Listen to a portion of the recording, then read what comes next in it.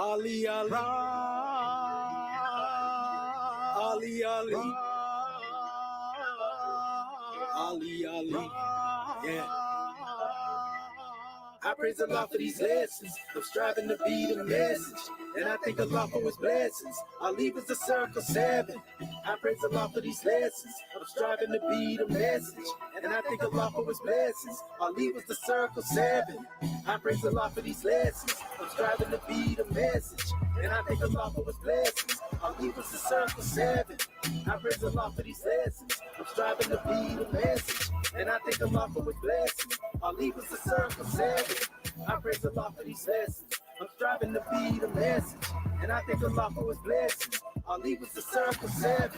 I praise Allah for these lessons. I'm striving to be the message, and I thank Allah for His blessings. Ali was the circle 7.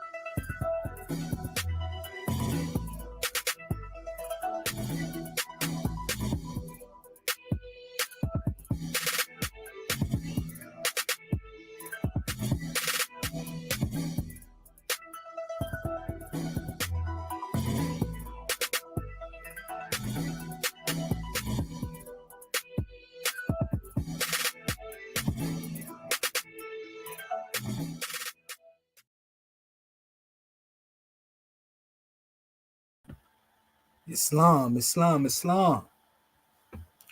Moorish America. Want to rise upon the 7 within the circle of justice, mercy, love, and right, and give all praises to the great God Allah, Father God Allah, and honors to His holy prophet, honors to our holy prophet, Noble Drew Ali, Al-Hajj Sharif Abdul Ali, that is. We give honors to our Moorish kin once again, here, there, and everywhere, and therefore honors to all of you who are continuously honoring yourselves by being yourselves. Give honors to our Grand National Seal, Grand National Emblem, National Flag, Divine Constitution and Bylaws, and honors to all of you who are indeed a living manifestation and personification of everything, and I do mean everything, that our Holy Prophet brought to make us a nation. I want to welcome you to another late night library session, and I'm your host instructor, Dr. Shahid Imani Amohadi Shabazz El. My ancient Comedian high name being the same as Dr. Shedawal Minti El Muhajjid Shepsuel. And we most definitely have a powerful measure to bring on the Manifest family.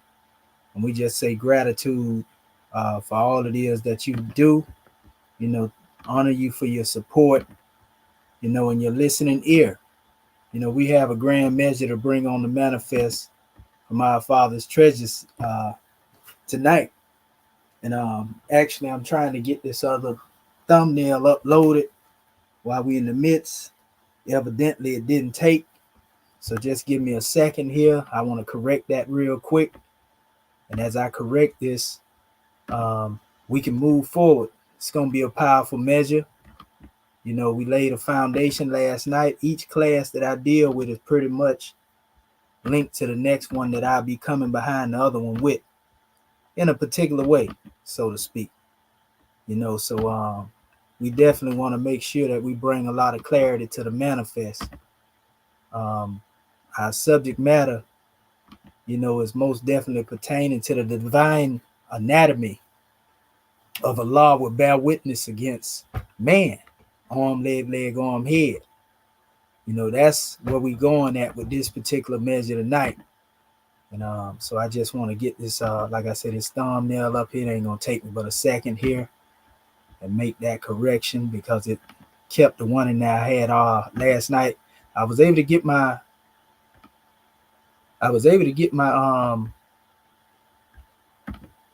hold up, let me see here. Yeah. I was able to get my memory on point. So, I got a little more memory, to store up some more and run it up, so to speak. I have it for a minute. I know I ain't going to have it long, family, but, all is well. We here to bring the information to the people. Okay, so we got that. Let me see here. There it is. That's the one we want right there. We got it loaded up in there, family. Powerful reflection. So let me present my screen. In fact, I'm going to share it so that our family can actually see this. Now, actually, let me see. Chrome tab. Yeah, there we go. We'll just share it. So as you can see, it's a lot going on in here, and we're going to touch on some of this science tonight. Again, our subject matter is the divine anatomy of Allah will bear witness against man. Arm, leg, arm, head. Sound like to me that the way we live in our ways, acts, and deeds, this basically will be a record by which we will bear witness against ourselves. And it's not strange. When you get into this special measure, in essence, that every expression, when we go into dealing with the name of the Creator, no matter whether you go in the Hebrew or in the Arabic, even if you use the sacred name for vibration, the Om, or Mani Padme Hum, when you look at this name in these particular languages, we find that they make the shape of a man. I'm trying to pull this other thing up here real quick. Close out I don't need a couple of these here. Trying to put this here for. Okay, so what I'm gonna do, I want to pull up one that we already familiar with. That ain't the one I'm trying to go into. It's actually another one that I'm trying to get into. This is one that we always utilize, and it has a few pictures in it. Always good to review this information. There's been nobody out there that can challenge or debunk this information, and so that's why we always revisit it. Also to use it as a hammer of repetition, so to speak, to bring our people into consciousness, of their own divinity. You see, so we like to make plain everything it is we do. This demonstration unclosed out all my little tabs there. That's all right. We'll get it back open.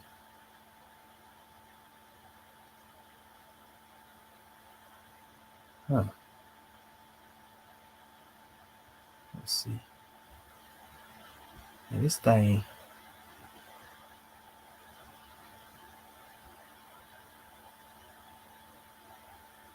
Let's see. Was it this one? Okay, that's one. Closed out that one. So give me a second here, family. I'm just trying to make sure I get this in front of you. I want to pull that one back up. I'm trying to pull up the other one that I had. Let's see. Look like to me that they done snatched my one demonstration down I had up there, but that's no problem. There's still other measures that I can do to bring certain things back. So let me see what I can do about this real quick. Okay.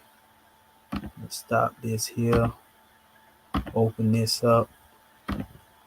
Okay, and man, these apparatuses be acting real crazy.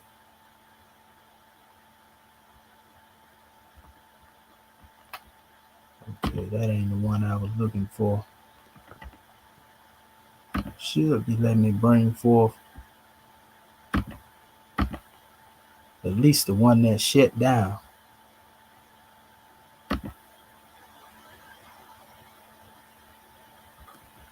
Okay, that's not it. That's all right.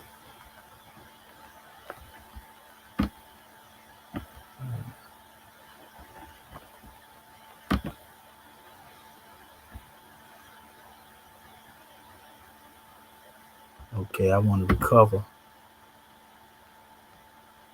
Well, it didn't have one there. Okay, I'll try to open this one up.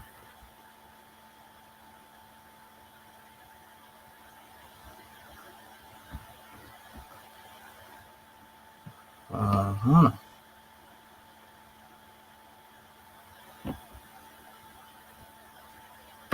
Let's see.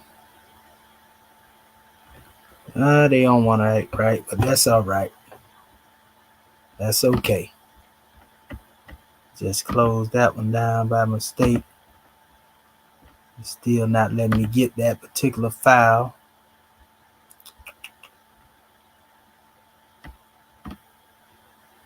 Let's see here.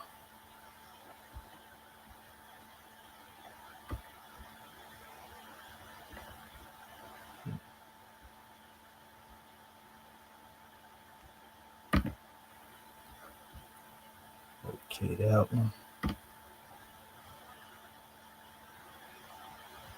That's all right. It ain't no big deal. We'll just bring it forth like this here. So, yeah, let me share this again for you, family. All right, and come back here. Peace. Good brother. Yeah, EgyptianAdept@gmail.com. Yeah, you can reach me at EgyptianAdept@gmail.com. Brother Bond out. No problem. Uh, y'all see me moving in spirit? Yeah, all is well. Let's see here. Let you know I'm here. But so yeah, what we're gonna do, we're gonna share the entire screen one more time. I'm gonna share the audio just in case I want to go somewhere like that. So yeah, again, our subject matter is dealing with the divine anatomy of Allah.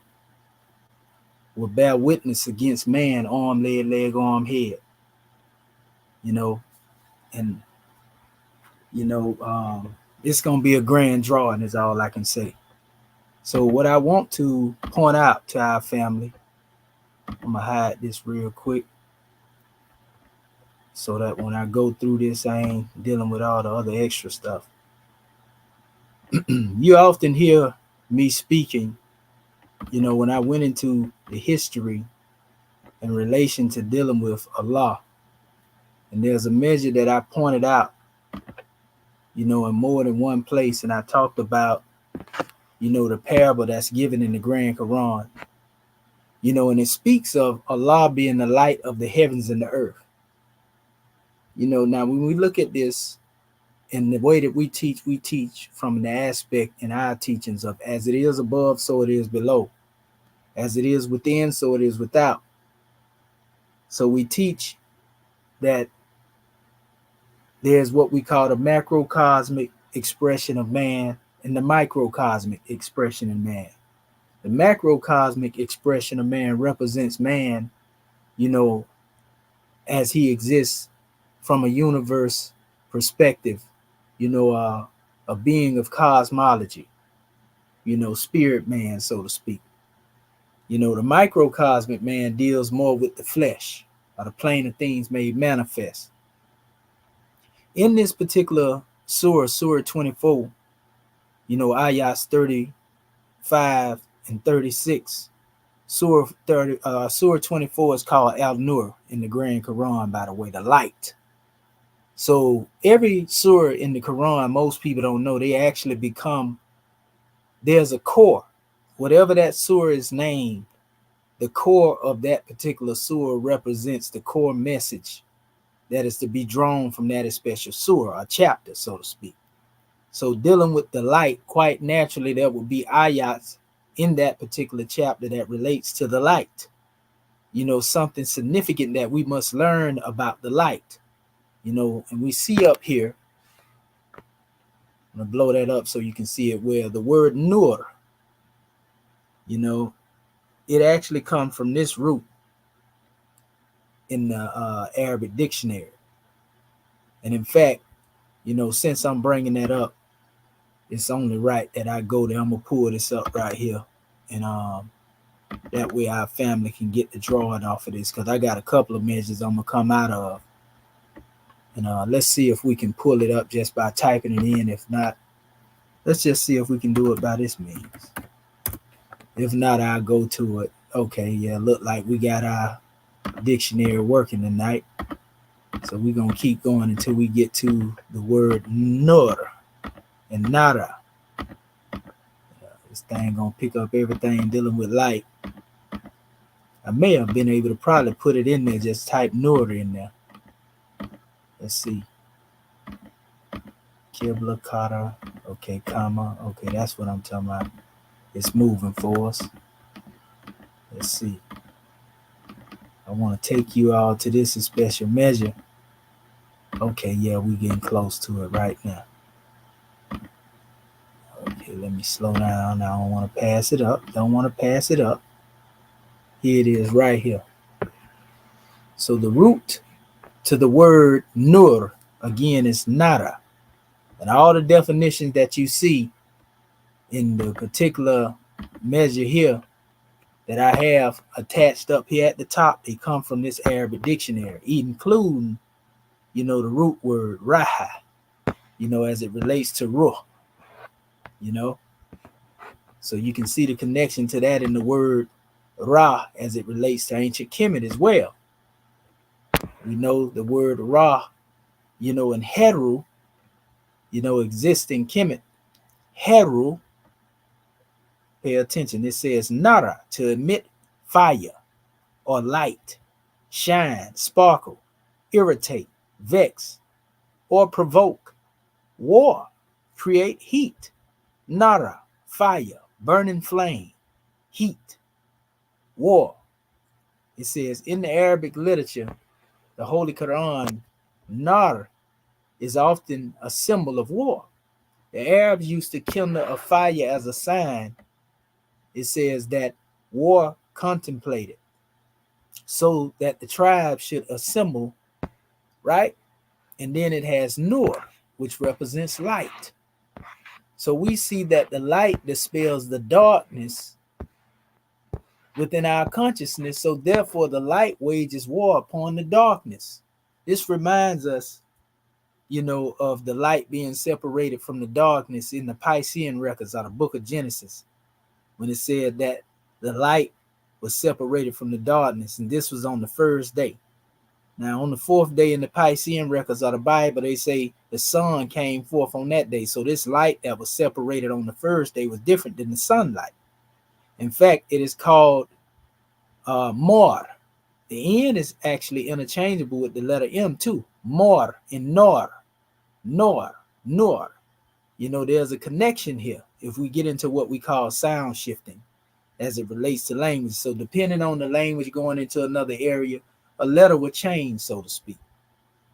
But nevertheless, they also have the letter N as it relates to the light too in the Hebrew, if you go and study that aspect as well. But my main aspect of dealing with what we're talking about here, is the light within you, is the warrior that dispels the darkness within you. In other words, the light represents your higher self, and the darkness within your consciousness would represent the lower aspects of vibration as it relates to the actions of your soul. You see? So once we're able to understand that, we understand the concept of what we call spirit as it relates to the light, and soul, as it has the potential, to move in the realm of the higher self or the lower self. You see? There's duality when we deal with the soul. That's why you hear us say, man, is truth and falsehood strangely mixed. Remember, it was said that, Allah has created us, good. You know, and all the evil that we demonstrate come from our own soul, from our own self. You see, and the soul is nothing more than the spirit vibrating not so fast, or us vibrating in the plane not so fast, so to speak, you know, as to where the soul is almost detached from the spirit. Imagine a car with a vehicle without having somebody in it to drive it. You know, this is the nature of the soul.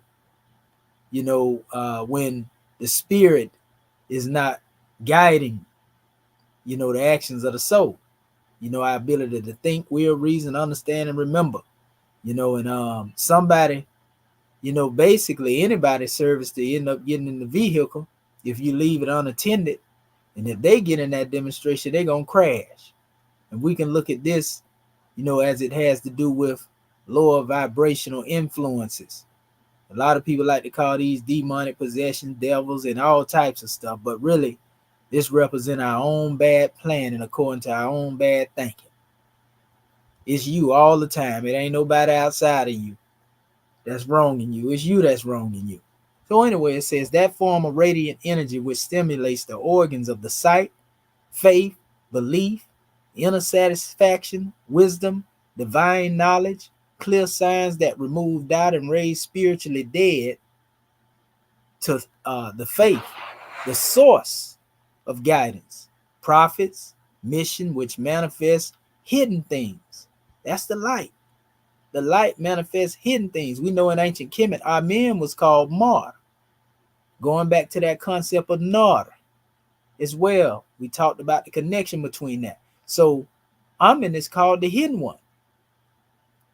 But then when you hear him known as Amen Ra, that which is hidden become manifest. It is light. Amen represents the light. And that light is hidden until it becomes manifest. And this is where the Amen Ra measure is demonstrated. And there's a connection between Ra and Allah. In other words, the light was hidden in Amen all the while. Amen represents a principle. Of course, you know, one was able to manifest in the physical form, you know, and having the light hidden within them, you know, and that same light shines through every different king or ruler in this suit, you know, that ruled in ancient Kemet. And it's the same way when we look at it from the aspects of what it has been stated from the Quranic and the Piscean records, though many people lack this knowledge. So when it say Allah is the light of the heavens and the earth, you know, the heavens on a metaphysical symbolic aspect represents the mind. The earth represents the body. In fact, we call it the earthbound body. You see, so if Allah is the lights of your heaven and your earth, then Allah is the light of your mind and your body. Allah is the light of your thoughts and your actions. That's if you are living in alignment with that. We want to make it plain as possible. In fact, they are actually quoting it here. Allah is called the extensive light of the heaven and the earth. They quoting the same thing I was showing you. It says, because he has manifested them and brought them into existence.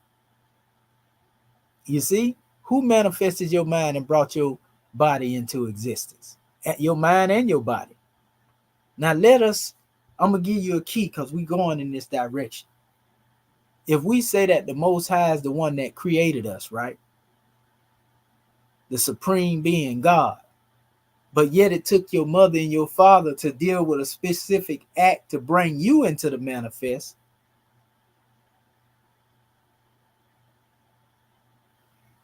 And I'm letting that marinate for a reason.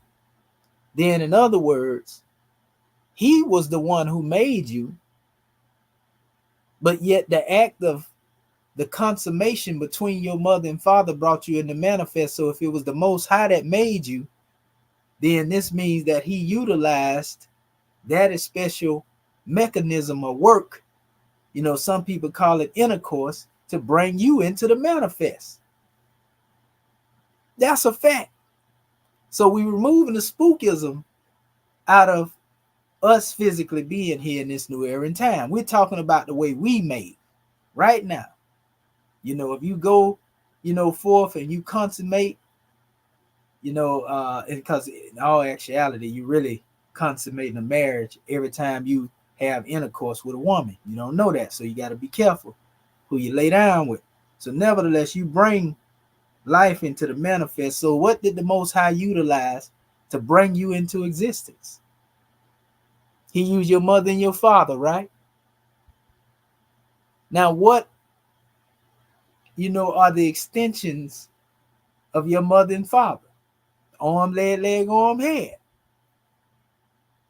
So Allah made you through the act demonstrated by your mother and your father. I'm saying as far as the physical is concerned, not the spiritual aspect, the physical part of you. So though they did what they did, he was the one that made you. See, this is what we call the grand idea that precludes to monotheism. You see, this goes deeper than what we think. So that means they gave you the physical body, the arm, leg, arm, head. They gave you that. But it was the spirit that was placed in you that's more honorable than this physical flesh, this ball of flesh that gives you life. So therefore, Allah becomes the light again of your consciousness, your mind, and your body, because you have the potential to unfold in your consciousness, to grow in your consciousness.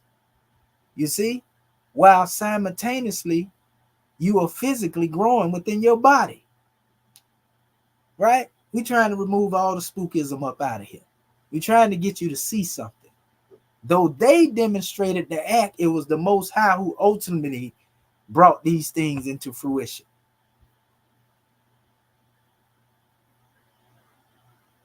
So it goes on. It says, Dia also means light. And it says, thus the word is synonymous with Nur. But Nur is more extensive and more penetrating, as well as more lasting in its significance than Dia. So some lexicologists consider Dia as signifying the rays that are diffused by what is termed Nura Haya. It says that's why Nur is one of the names of God. It say as it is more extensive and more penetrating, as well as more lasting in its significance. It is the base and source of Dia. And it states Nur is singular, right? Its plural forms are Anwar, Niran.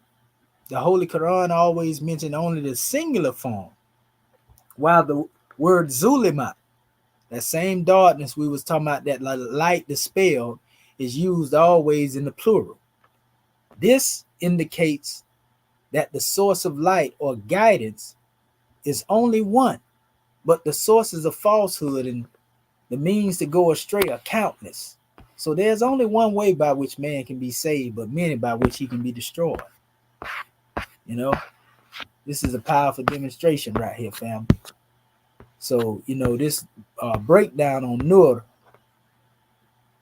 it says, the constant use of the plural form of Zulimat in the Holy Quran also indicates that sin or vice never exists in isolation.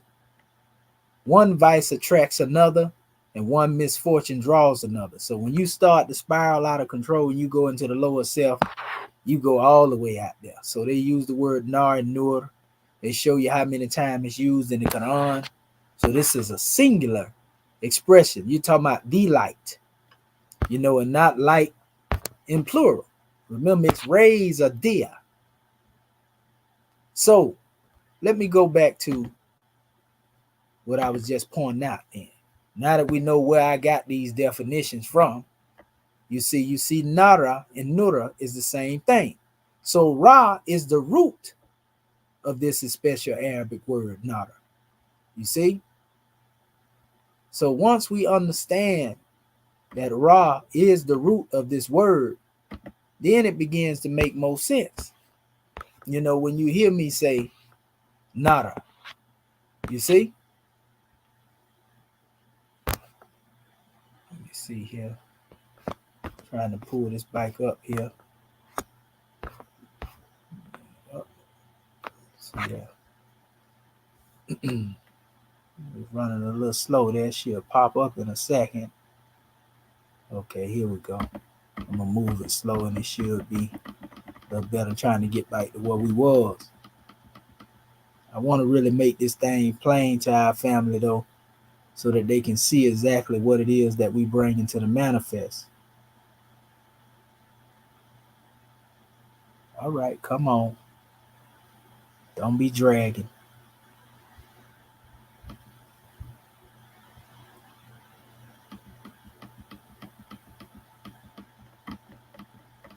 Rome ain't built nothing to last, people. You can believe that. I ain't even got a whole lot of tabs, oh. I got a few, oh, but I ain't got that many, oh. Let me see. I'm gonna do this little trick right here, because sometimes it normally let me bring things up. It'll open it up a little quicker at least. Look like it's still doing what it's doing. We'll come back to it later. Or better yet, I'm gonna try this right here and see what happens. Okay. Yeah, there we go.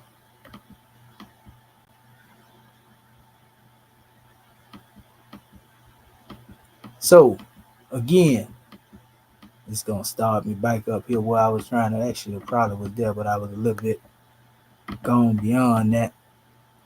Yeah, so at the end of the day, family, like I said, when we go back to this measure, we're dealing with Nar, and dealing with the light, and as it connects to this drawing, then you understand how it connects also to the word Ra, which deals with what we call, in most cases, the light in ancient Kemet, the light of the sun. That's why I was mentioning the fire and so forth and so on.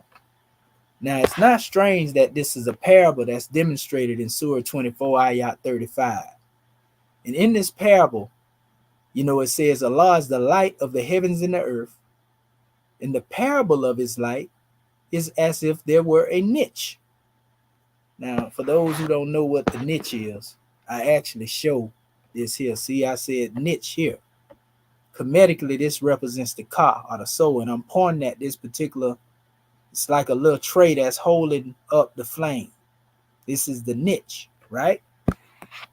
And it says within it a lamp, right? And so this is the lamp. The lamp represents the spirit. Remember, spirit clothed with soul. That's the flame, right? That's the ruh, that's the ra. Nada, that's the light in there, right? And it says within it a lamp, right? And then if you notice, it says, and a glass. The lamp enclosed in a glass, and the glass, as it were, a brilliant star, right? And so I just pretty much put this up here so you can see this symbolically representing what's being described, in that particular surah and ayat. So this would be a symbolic expression on a metaphysical, spiritual, esoteric level. This would represent the 5 limbs of the human being. You see? And this inside would represent spirit and soul. So the glass would be sahu, or what I call flesh divine. In the teachings of our Moorish Holy Quran, we call this spirit clothed with soul made in the form of Allah. We say the higher self is spirit clothed with soul made in the form of Allah. So this is not just the physical aspect of the body. This is what we talked about last night. We mentioned that word basharan, and it means good body. And the best part of us is that which goes beyond the physical or the flesh, so to speak. Yet we are said to be made in the image of the Creator. The Bible say that, and the Quran, certain references talk about us being made in the best of molds. You see? And so now, going back up here, now that we have this understanding, it says the glass, because this is a parable that's being spoken of here, meaning it has a deeper meaning than what's being stated. The glass as it were a brilliant star lit from a blessed tree, an olive, neither of the east nor the west. Now I'm going to show you something here. In the adept questionnaire that we went over last night before we closed out, right here, the question is asked, what is the symbol of Islam? And the answer is the crescent moon and star, right?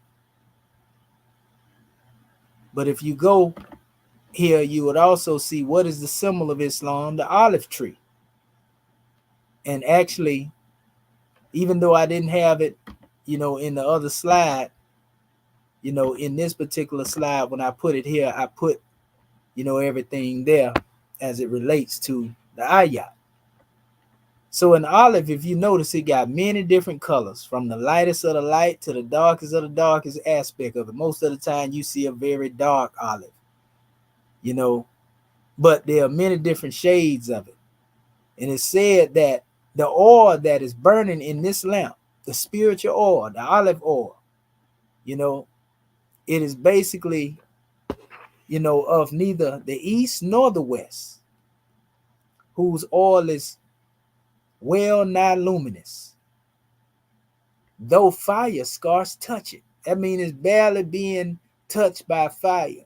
But this oil is so potent, you can't limit it to the oil that comes from the east or the west.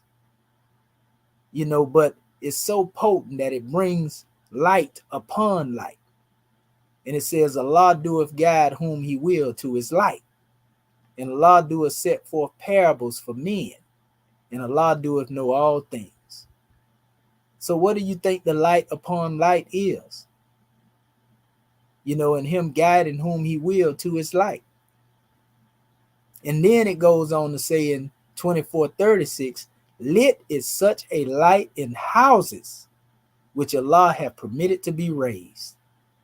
A lot of people don't know to honor. If you look up the word, that we call the Arsh, which is the throne of Allah. Prophet Noble Ali said he was going to take the Moors up above the sun, moon, and stars around the almighty throne of Allah.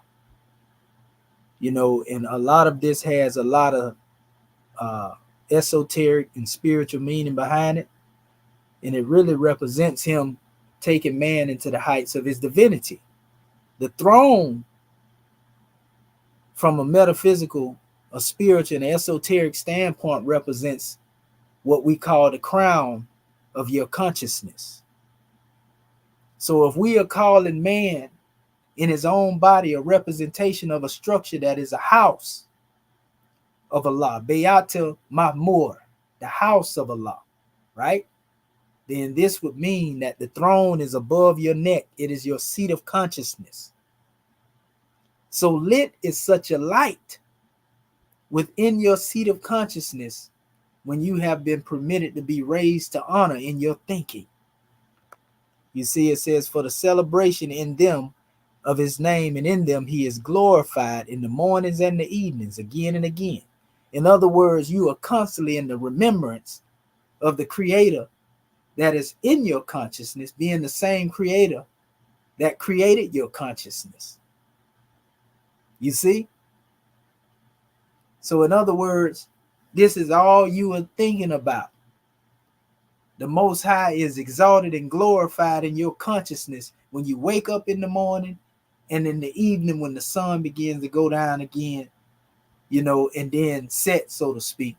You are always in a state of remembrance of the essence, the nearness, the presence of God, all of that simultaneously. And when you have a mind like that, that mind can't be conquered, because you understand that the creator is not a spook that exists outside of you, but he represents the light that has been deposited in your being. Oh, we finna get deep into this tonight. You see, we taking you beyond, myth into the reality of what's really being taught. The only reason you don't believe that you have divine light in your consciousness is because you don't believe in yourself. So again, as we can see here, notice it says the light is Ra, or Ray, spirit clothed with soul. You know, the light within, the exalted Ray, Ra, Raha. You see, Ruh. You know, if I go and look at the special word, you know, you will notice when we go into the word Ruh, which is spirit, spirit clothed with soul, Ra, Ray, Ruh, you see it is Ra and Raha. And I'm going to go there right now so that you can see this, since we had a dictionary open before you. I'm telling you, etymology is strong, family. Etymology is very strong. Let's see if it give it to her. Well, we'll do it this way right here because it'll probably recognize this word better. So when you're talking about the light and you're talking about spirit, you're dealing with Nur and you're dealing with Ra. There's a connection between the two. Allah is the light of the heavens and the earth. Your spiritual consciousness. Everybody say, I only believe in religion. I deal with spirituality. Well, we're giving you something on spirituality right now. Come on, come up out of there now. There we go. Had to hit it a couple of times to get it up out of there. Goodness gracious.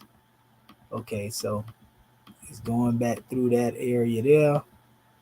Okay, keep going, keep going. We want to find the word Raha. That's what we're looking for. We're going to show this to you.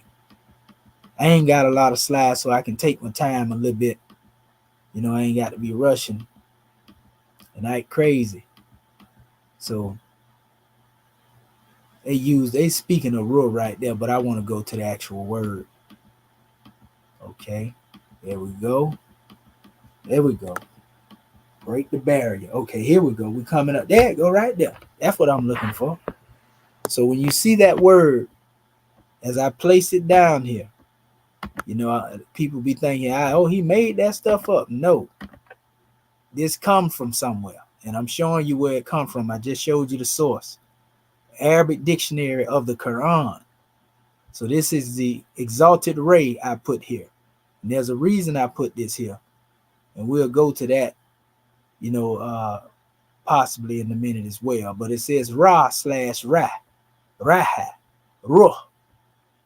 Where did I get that etymological measure from? Raha, here in the Arabic. To go or do a thing at evening. Rehun, wind, power, dominance, conquest, predominance, strength, victory. Now we've seen that the word Nur represented at its root, you know, war to a certain degree. You know, in other words, I told you about the light waging war against the darkness. The battle in the skies, in your mind, that take place all the time. Either the light gonna prevail or the darkness gonna prevail. And that's gonna determine what the outcome of your life or the quality of your life will be. So win, power, dominance, conquest, predominance, strength, victory, good, and a pure thing. Mercy, aid against enemy. So that Raha is an aid against the enemy. Raha representing the spirit as well, being in conjunction with the light. This is your weapon. It says when it is used in singular number, it says it generally signifies divine punishment. As in 17, Surah 17, Ayat 69, 54, 19, 69, and 6. But when it is used in the plural number, it generally signifies divine blessing. As in 2763, Ruh, mercy. Linguistically, it is related to the noun Ruh. Hence the word Heruh. Hence the word Rah, Raha.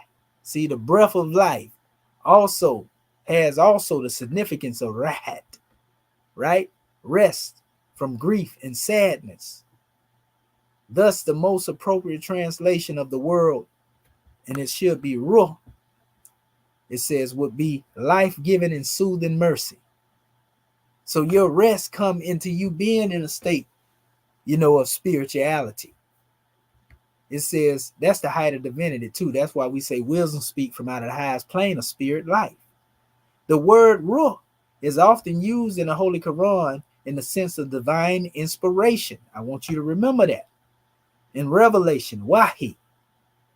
Now we are told that Allah doesn't speak to man unless he speaks, by means of sending inspiration, revelation, messengers. He speaks from behind the veil and so forth and so on.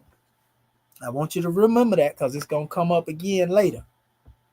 So it says also Wahi and Ilham, which is since it gives life to hearts that were dead in their ignorance and has in the spiritual world the same function as soul has in the physical world.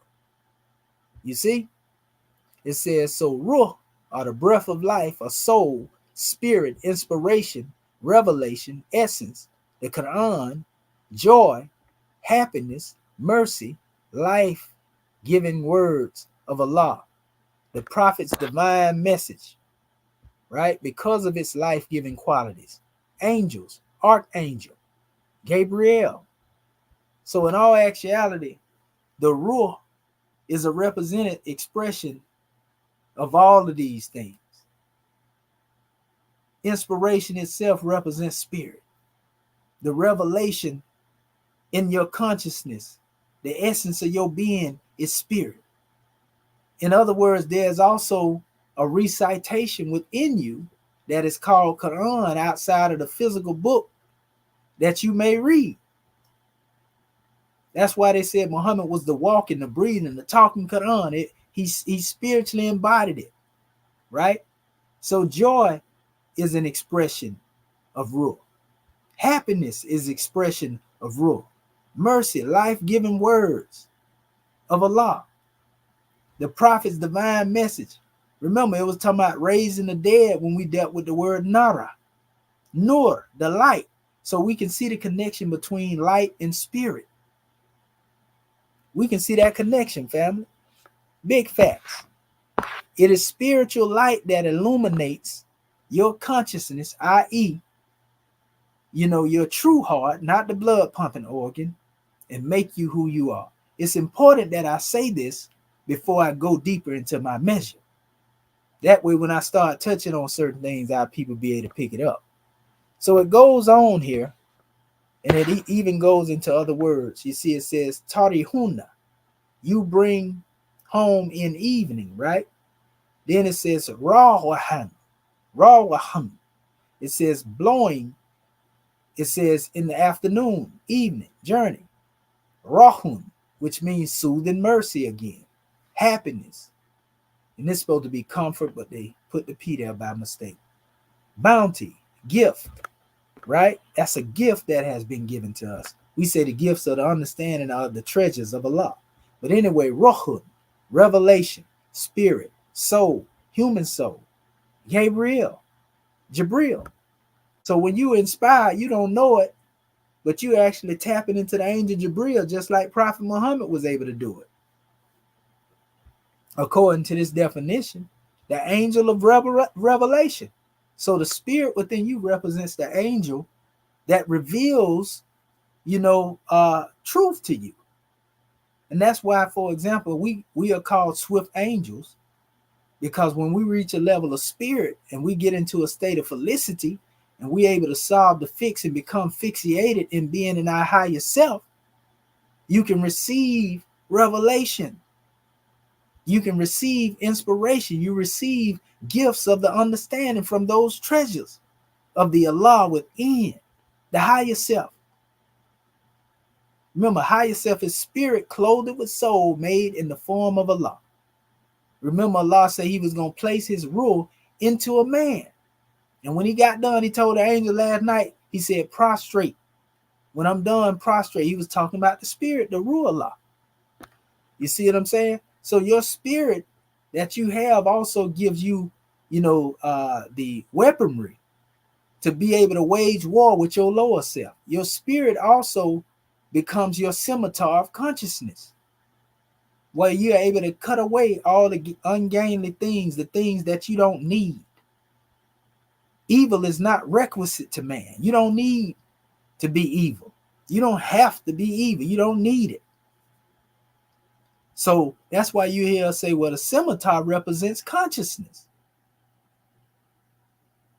You know, it represents what we call our scepter of power to wage war on the beast within. I got to make all this plain right here to let you know how you made. So Rhea, which represents divine blessings, is another definition that they give. And so they go into how many times it was used, you know, and as you can see here again,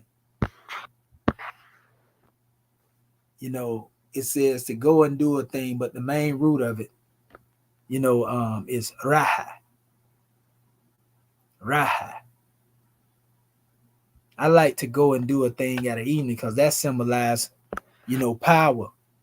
That symbolizes conquest. You know, at first light, let's ride for the cause. That's what that made me think about. But anyway, now that you have this definition, we're going to go a little further into this special measure. You see exactly what it is. You see the symbolism, you know, and how we was able to break this thing down comedically and Quranically, you know, and there's a hadith that was used, you know, like I say, I only deal with them when they coincide with the Quran itself, you know, where Muhammad has said highly is exalted is Ray above what they associate with him. But that's a whole nother measure. You know, as we go deeper into this, we understand that if Allah is the light of the heavens and the earth, and this light is within us, then we understand, you know, again, it was talking about joy. You can see rejoice is the name of the God, Ahru, Ar, which is Alul, because the L is interchangeable, Al-Ullah, you know. And so y'all heard me talking about this before, but we are talking about being in the proximity of the Creator. I'm going to read this again. It says, the Sufi adepts teach that Alullah, it says in their status, are sometimes the physical external body. This word in Arabic means zahir. That's the external. Also, that's their word for exoteric as well. But it says of they are the external of their Alullah. The people is so weak that if a mosquito were to bite them, they would be distressed and disturbed. However, their internal condition, the batin, that which is hidden, is such that it contains 7 heavens within itself. Therefore, one cannot truly estimate the power and the vastness of the internal condition, batin, of the Alullah. It says, in terms of the level of their physical beings, they are with the rest of creation. You know, they in the world, right? But in terms of the level of their souls, they are constantly in the presence of Allah. So in other words, when you get in a God consciousness state of mind, and you in a spiritual state of mind, you in the world, but you're not of the world. You're not ruled by your carnal passion and desires. That's what it's talking about right here. So why then would their souls not be able to encompass the 7 heavens? The average intellect is not capable of truly recognizing the status, position, and states and conditions of those that are in the proximity of Allah. Meaning if you got somebody that's constantly thinking on the physical plane, the plane of things made manifest, you know, everything they see is material and they can't see nothing else outside of that. They reject anything that's unseen or spiritual. They will not comprehend somebody that's in the proximity of their God state, because they don't believe and they think that's spookism. They think that's a whole bunch of, you know, and they think they're right in thinking that way. So they don't comprehend when they standing in the presence of a God man, or when they standing in the presence of a God woman. So they'll treat that God man or God woman just like anybody else. We even have those who claim they believe, you know, in the Most High, that would treat a God man any type of way. Some of the people right now that say they believe in Prophet Muhammad, and they believe that a rightly guided one is to come back, the Mahdi. he manifests right now. You have some of the same people saying they believe in the Mahdi, trying to challenge the Mahdi. Some of them will be demonstrating hatred toward the Mahdi. They'll want to take him off the count, some of them, saying he's an imposter. And it's the same thing when it comes down to dealing with those who like to say they believe in Jesus, you know, and they waiting for him to return. If he were to return right now, you see the way they treat anybody that's trying to teach him in social media. He could be right there amongst the people, and they'll be challenging him, trying to debate with him, you know, telling him he a liar, show him some sources. The same people that believe, or they say they believe in these people. This is how screwed up and chopped and screwed in the consciousness people are. They say they want freedom. They say they want justice. They say they want equality. But when the Most High sends somebody to them, inspired with that thought to bring them freedom, justice, and equality, they fight against them tooth and nail. So tell me something is not wrong with your thinking. Because we can see our people all around the world talking about, oh, they treat us so bad. Why they doing us like that? Oh, God, will you help me? He send you help, and you fight against your help. That's how messed up our people is. That's how messed up the world is in general. It ain't just our people. It's the world in general, family. They are screwed up in their thinking. Mark my words when I tell you that now. So do they really want, you know, some freedom, justice, and equality? Do they really want some love, truth, peace, freedom, and justice? That's what I want to know. Because if you did, why are you fighting against it? You could be fighting against your blessing. The same thing the Most High, you asked him for understanding. He sends somebody to you to bring you understanding, and you fight them tooth and nail. So do you really want freedom? Do you really want some love, truth, peace, freedom, and justice? Do you really want some equality? Do you really want knowledge, wisdom, and understanding? Because you don't recognize it when it comes to you. So anyway, let me go ahead, right? And got me crunk up over here. So anyway, I showed you all this depiction here. Same thing was being showed a few minutes ago, but just a different expression of it.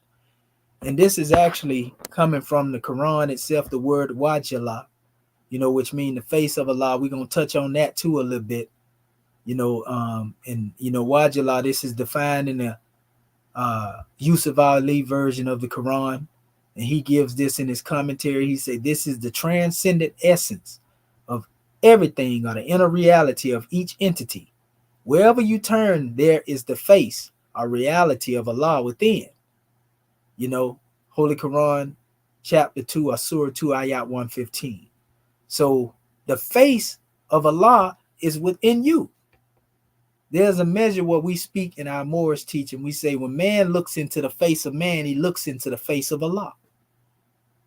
That removes all spookism right there. So that lets you know we ain't dealing with no spookism in this paradigm, this Moorish paradigm. Not at least the ones that know better. You know, but this word Waj, Allah, the root Waj, is synonymous with the Egyptian word Wajet, which equals the eye of Ra, you know, and Heru, so to speak.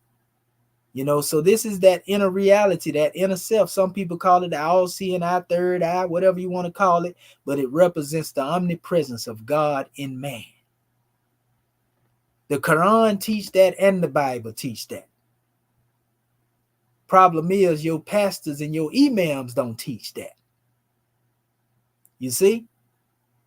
So anyway, as we go through this special measure, you know, we see, and I was showing that same expression right here, but this actually goes deeper. Because this says, thus it was in the letter A became so sacredly associated with the idea of deity, who was himself called A-L or Allah. And this is actually Hebrew version. You know, it says the generic supreme name of God is worship among the eldest patriarchs, the oldest patriarchs. The life of Allah or God was the life that the true alias always desired to cultivate and to lead. Hence, Aliism, or the true, right? Aliism, I'm using the word true. The true, when it represents the life of God in the soul of man, was the most ancient mode of religion. Listen now. Hence, Aliism, or the life of God in the soul of man, was the most ancient mode of religion. Know thyself. The God that you're looking for is not outside of you, but in you. And that was the most ancient mode of worship, family. That's what was being depicted. And if you look at it, see, this is the real symbolism behind this, metal netta, going beyond words. If you notice, you see the netter, you see the sun disk, which is a symbol of Ra, which also represents, essence. The way you deal with the circle and the dot in the middle of the circle, that's a universal symbol that represents the essence. Notice I don't need no alphabets to try to explain this. And then you see the arm, which represents a symbol of giving. And then a lot of times this would represent the eye. Or sometimes they say it represents a mouth. You see, so giving, speaking, the essence of life into being, bringing things into existence, right? And this is the same thing that's being demonstrated up here. See the arm and what it has in it? It has the eye of Heru. You see? So this is where one is giving, that which is of themselves to give. You see? So if you come down here and look, this is actually coming from the Wolof language. And they use the word Allah, God, and it says his, her, its, to him, to her, it. They gave it to him or her. He gave it to him or her. He gave him to. She gave him water. So in other words, Allah in the Wolof language of our ancestors in Africa not only means God, but it also means to give. You see, and so when we go into the Kemetic aspect and we see it, they say Imi, which represents a word, not an alphabet, a word. You see, it says give, to give. You see, this is powerful, family, when you understand it properly. So now that we know this, we ought to give the best of ourselves. You see? You remember me talking earlier about spirit man being the macrocosm and physical man being the microcosm. This is another measure from that same work that I was reading. And the book is called Sefer Allah. And it says, in my youth, I was instructed to regard Al, the great God of the Bible, as my divine father. That glorious, ineffable deity assumed likewise the title Allah, that omnipresent and universal Jehovah, who in vast series of his theophanies or divine manifestations reveal himself in the form of Rashid, the divine Adam, or first image or similitude. And it says, this divine protoplastic Adam, whom the Jews call Adam Kadman, or prime man, is the divine idea or exemplar of humanity.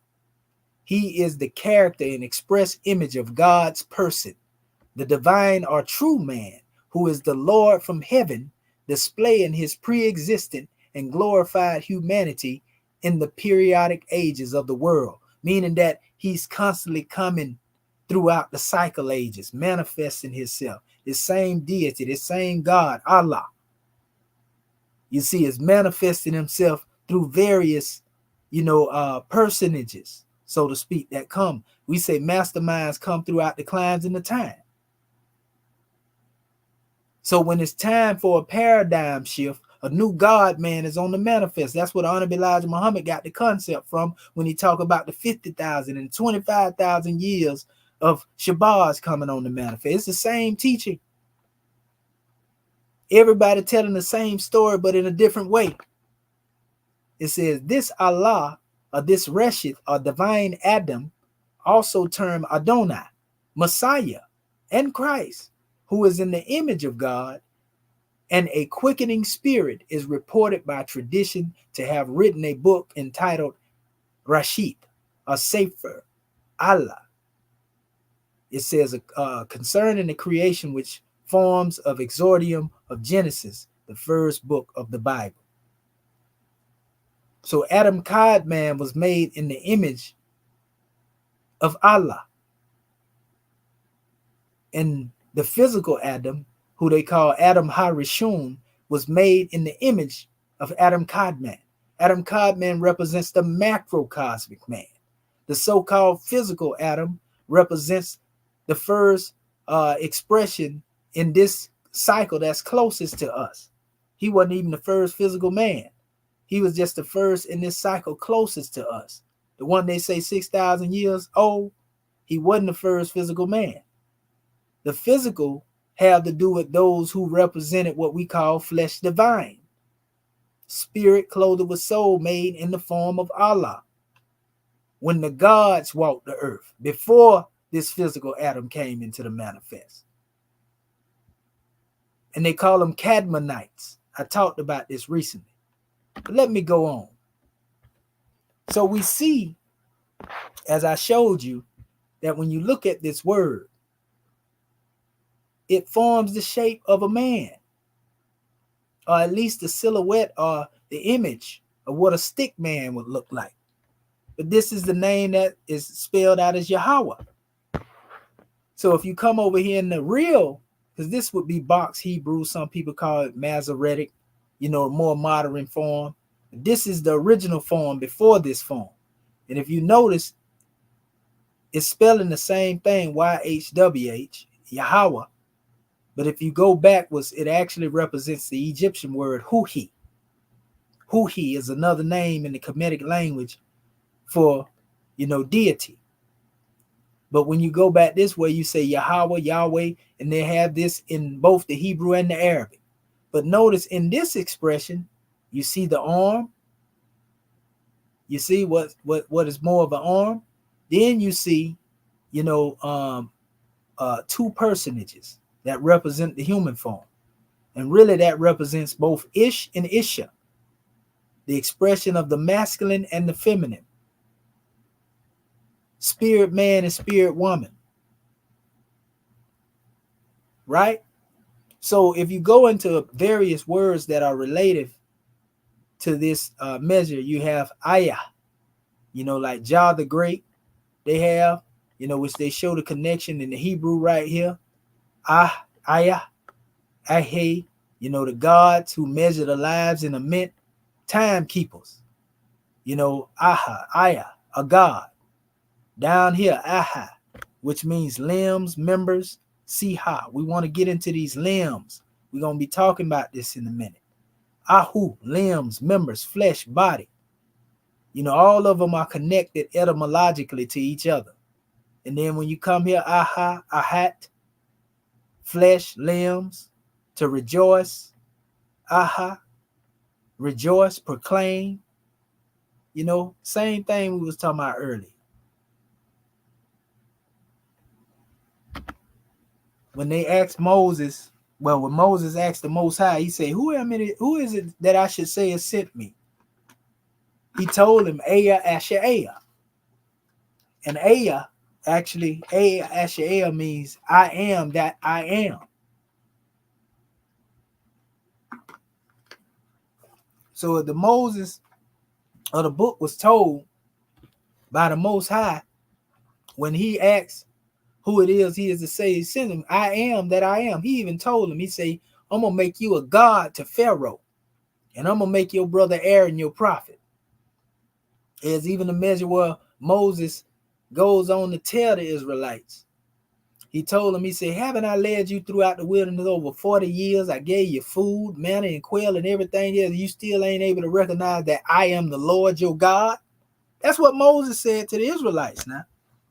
Now, I don't know if y'all want to call that a misprint or whatever, but that's what he told them. And if he told them that, and the Most High say he was going to make him a god to Pharaoh, according to the translation, then he wasn't saying nothing wrong.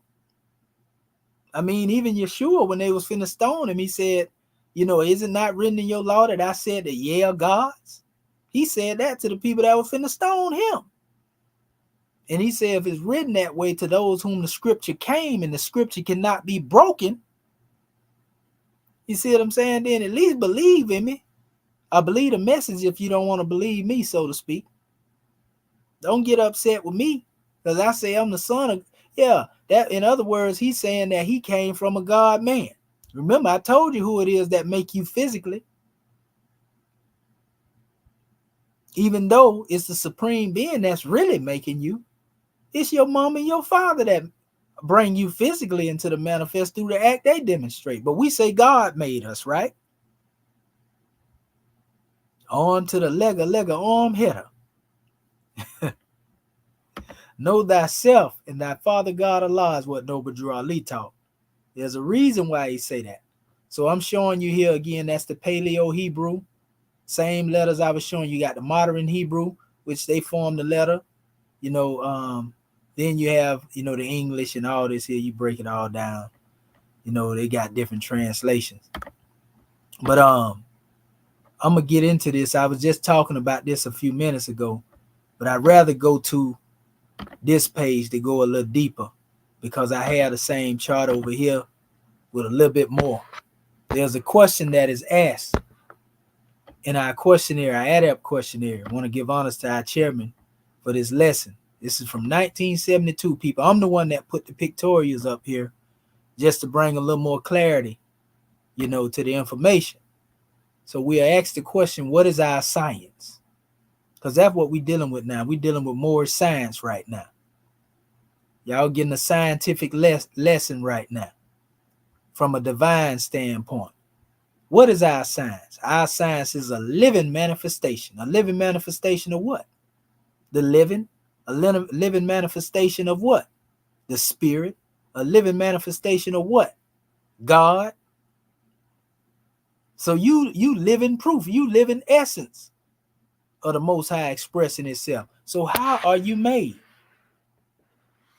When you look at man, we told you Adam Cod man represented spirit man. So this represent the heavens. Remember we say the heavens represent your consciousness. The body, the physical part of you, represents the earth. So when God is the light of the heavens and the earth, he is the light of the mind, which has control over the body because it's not in flesh and bones to think or reason. You the one that's operating this apparatus. You give the body permission to move toward demonstrating positive or negative. Ain't nobody outside of you controlling you, making you do nothing. I told you last night the devil didn't make you do it. You see, even though when we come down here into the low, notice it says Asia. This represents the kingdom. This is the tree of life right here. This is where the physical become manifest at. And this is where you are prone to a tree that's unseen. This is the one you don't supposed to be eating from right here. That's what evil is in them desires. That's where it's seated at. So you have to be a master up here. Think with the big head instead of the little head, and then you won't be dead. You see? So our Father who art in heaven, see, they didn't tell you that. They were talking about, that which is up there. You see? And so they got breakdowns in here, and you can see how everything manifests. You can see exactly how everything manifests right here.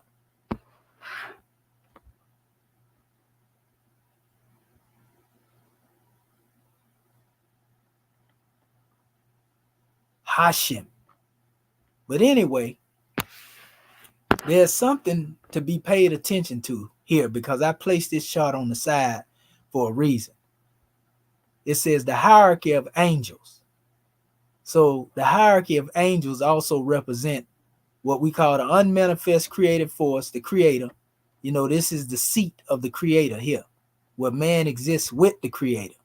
in his spiritual state before he became physically manifest. So in the book of Genesis, when it said, in the beginning, God created the heavens and the earth, and the world was void without darkness, and basically the spirit moved upon the face of the deep. That's talking about the light. That's talking about the ruh. That's talking about the spirit within your consciousness, creating out of darkness what is to be made manifest. So you really took part in your own creation, whether you know it or not, in your spirit form. You was there. You got to know this. And so then you deal with seraphim, the angels of love. All of that's seated up here. This is where your love at. Above your neck. That's the highest principle on the 5-pointed star. Notice this is called third heaven, this chart. So this is why we say the adept chamber is above your neck. In this chamber, this is where you exist in oneness through deific will with the God. This is the Godhead. This is the, again, throne of God. See, it says thrones, the aphonym, understanding. Understanding is the rock upon which man builds himself.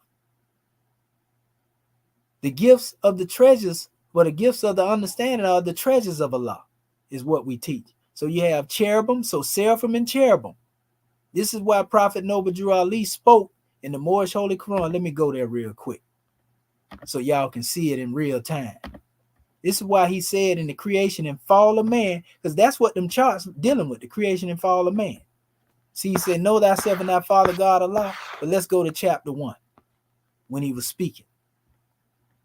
Now, he said, time never was when man was not. If life of man at any time began, in other words, he's telling you man always existed in the spirit form. It says, if life of man at any time begin, a time will come when it will end. The thoughts of Allah cannot be circumscribed. You can't put no boundaries on the thoughts of Allah. No finite mind can comprehend things infinite. Yeah, that material mindset, it can't comprehend nothing I'm talking about right now. All finite things are subject unto change. All finite things will cease to be because there was a time when they were not. The bodies and the souls of men are finite things. It says, and they will change. Yet, from the finite point of view, the time will come when they will be no more. But man himself is not the body nor the soul.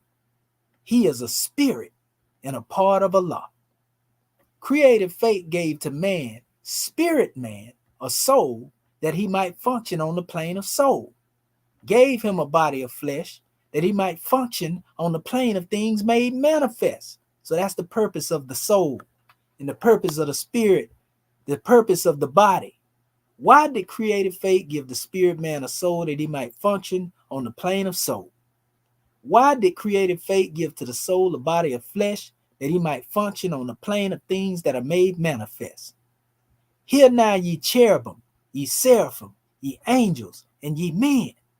Hear now, O protoplast. Y'all heard me talk about that divine atom protoplast. For those who don't know what protoplast means, you might look over this word, family. But I'm going to show you what protoplast means. For those who don't know. Let's see. I'm going to show you what protoplast means. I want the etymology. I want to go to the root. I like to go to the root. We're going to show you what this means. Protoplasm. Protoplasm is a term that refers to the substance forming essential stuff of the cells of plants and animals. The word comes from the Greek word proto, which means first, and plasma, meaning something formed or molded. The word was used by Chesic, physiologist, Johannes, and it says evangelista, but it goes on. It also means first created thing, but it even goes deeper than that. They get bold with what protoplasm really represent, right? I want you to see the other definition of it on how deep this demonstration goes. I'm gonna have to go over here to Google. I hate going to deal with that Microsoft page. It gives some of it, but it don't give everything that it's supposed to give.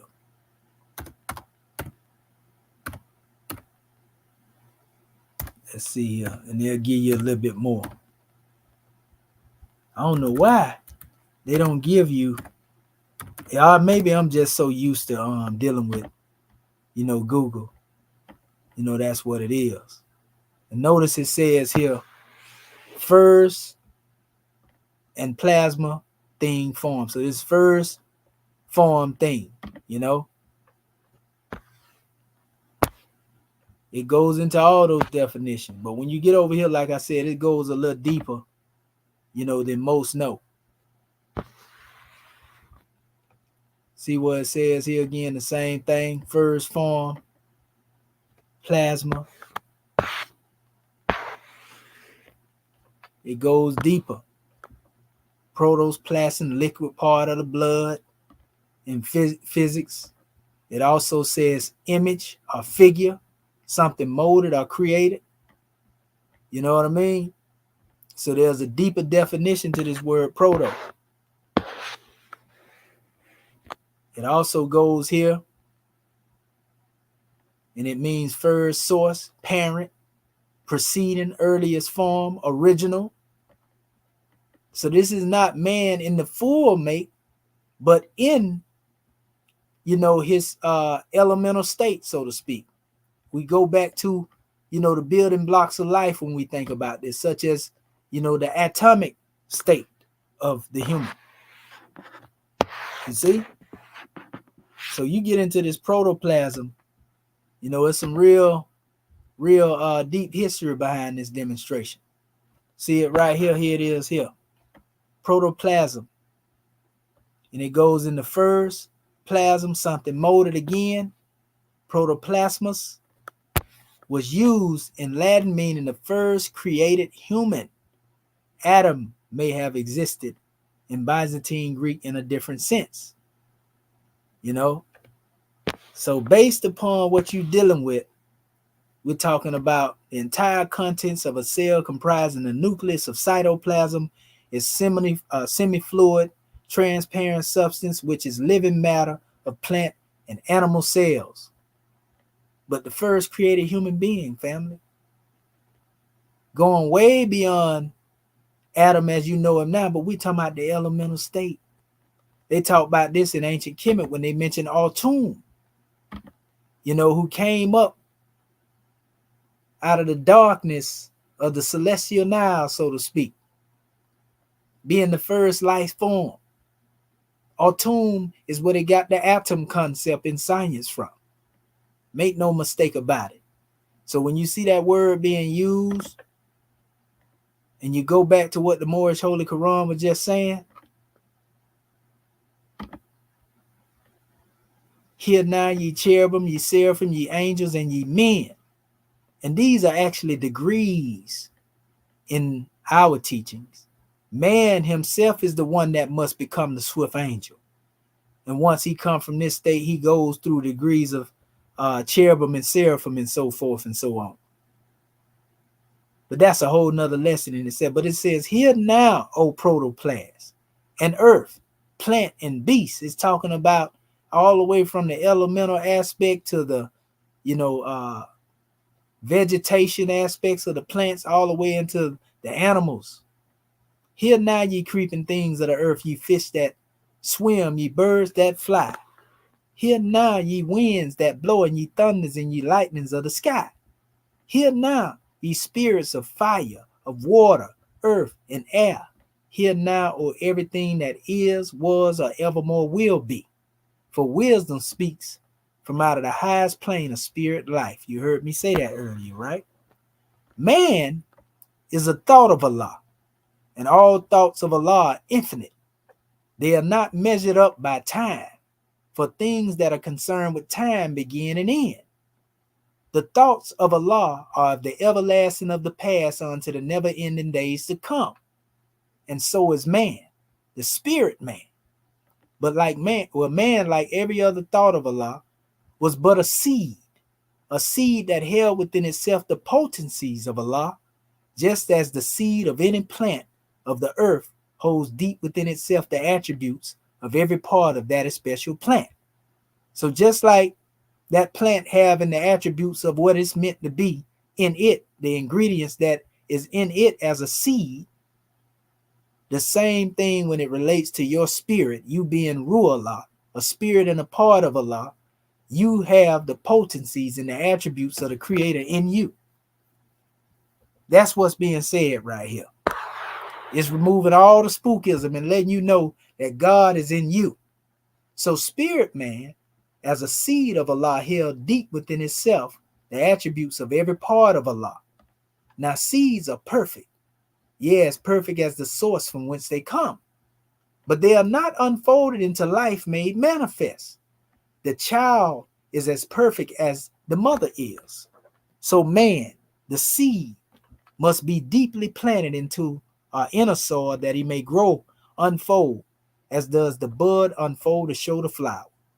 The human seed that came forth from the heart of Allah was foreordained to be the Lord of the plane of soul and of the plane of things made manifest.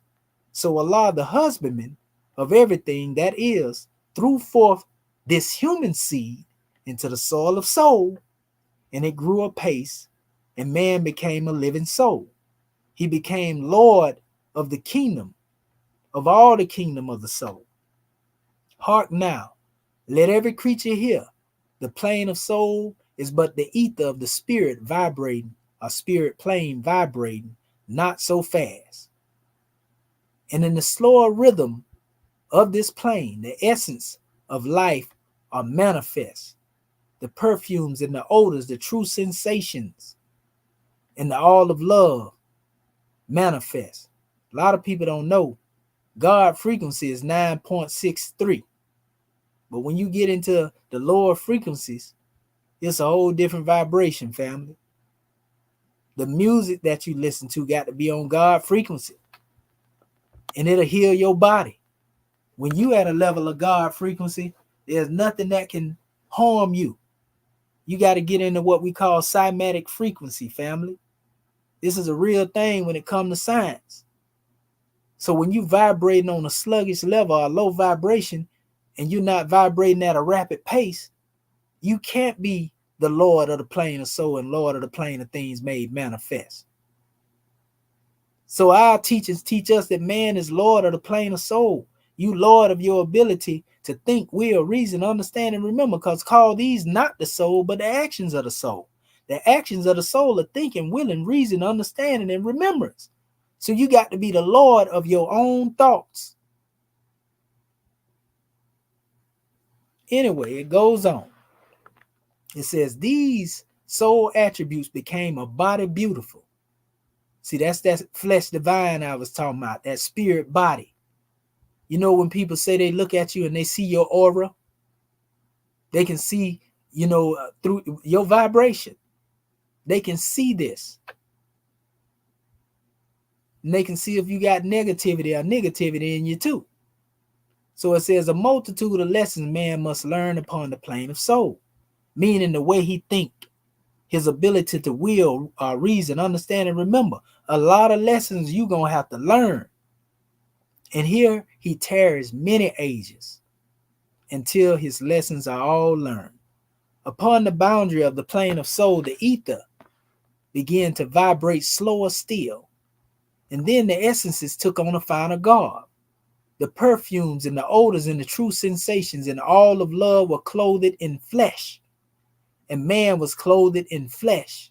That's why we say man is a love thought made manifest. In its original state, he learned to hate later. That came after he was taught by somebody that was demonstrating on the plane of hatred.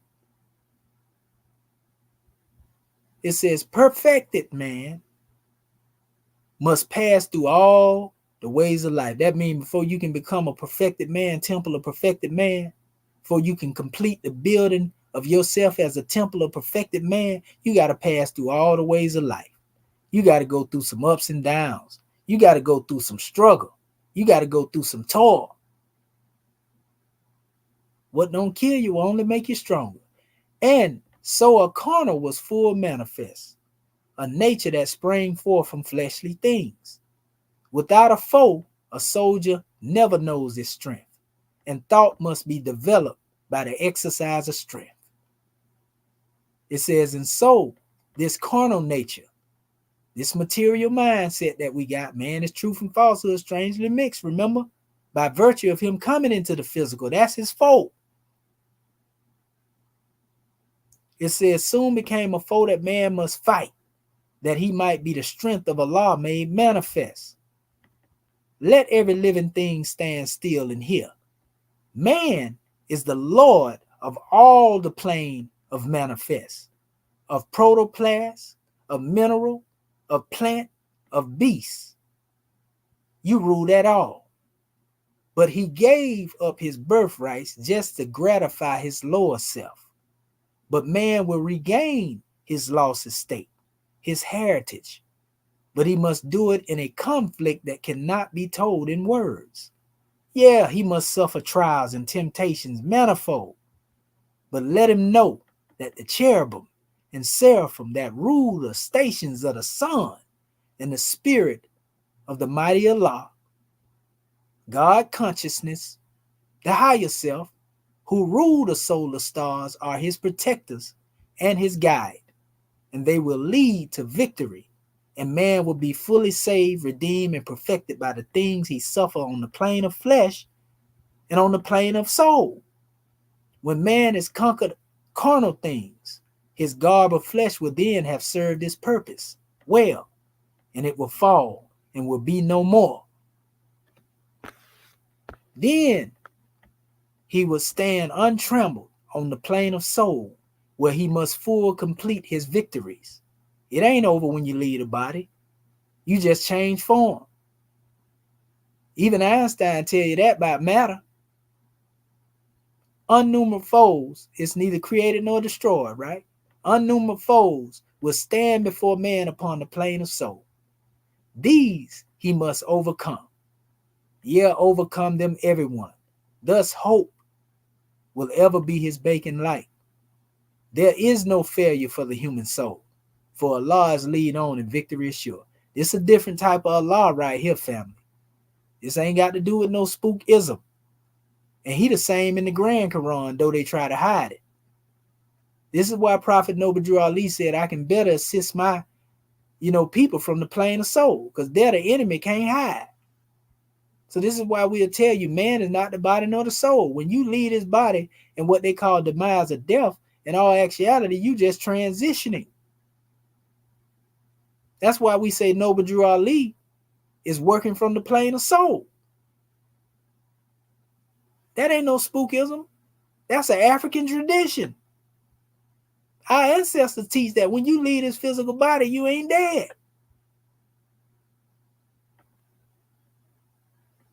Man cannot die.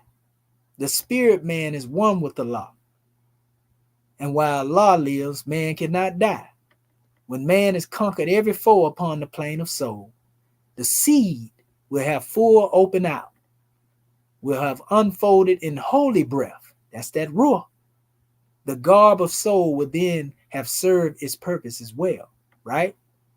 It says, and man would need it nevermore, and it will pass and be no more, and man will then attain unto the blessedness and perfectness at one with Allah. You see, this is what we teach. So once you understand that man tore himself from his creator to gratify his lower desires, now it make more sense when we get into our subject matter and we talk about, man's limbs and how they will bear witness against him. Arm, leg, arm, head. He gonna be judged by his ways, acts, and deeds. The devil didn't make you did it. You did it because you chose to do it. You did it because you went into the lower state of vibration. It don't get no plainer. Creation and fall of man. So let me go back over here. Now that we explained that, let me go back over here. and take our people where we were. So now you see we fell from here down into the lower self. But you already know the creator, as they call him, the spirit of the mighty Allah.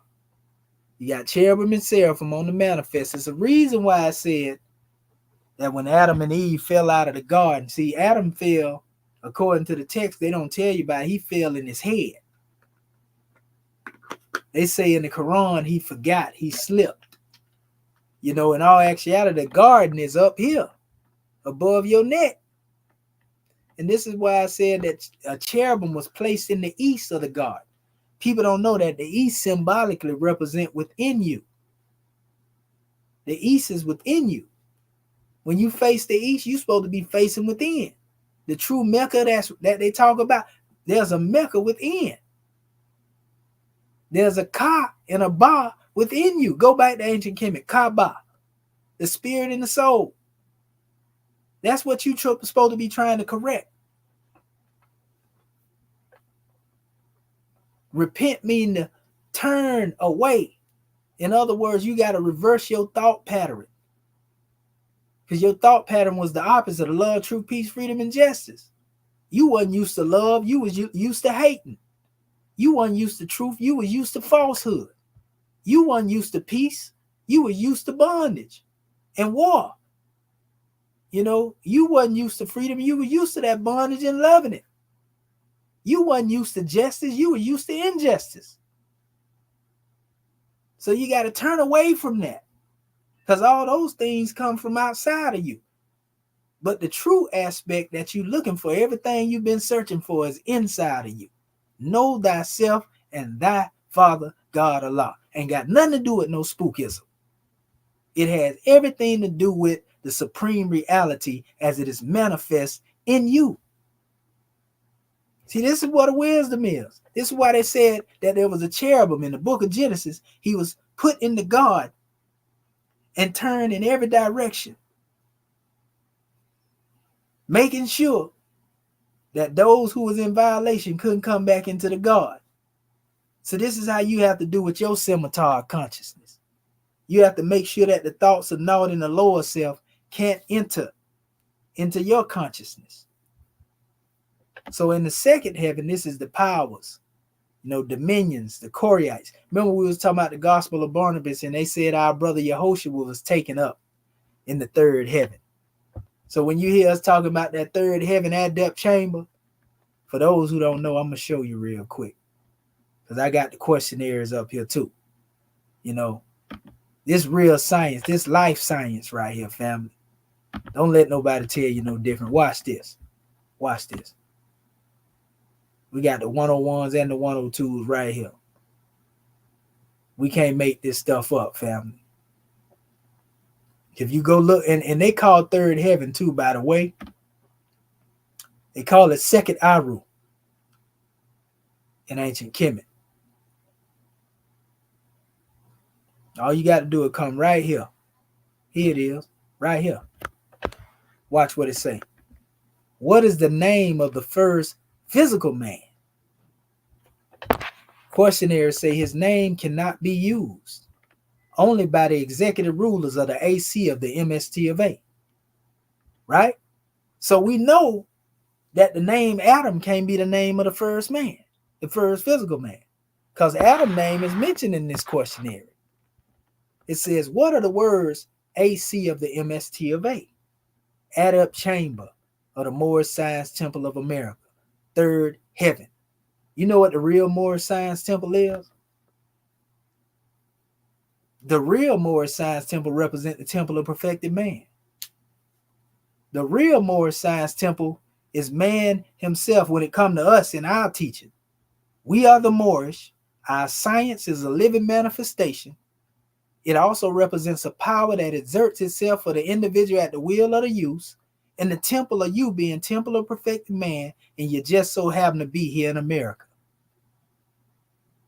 But your chamber is third heaven, above your neck.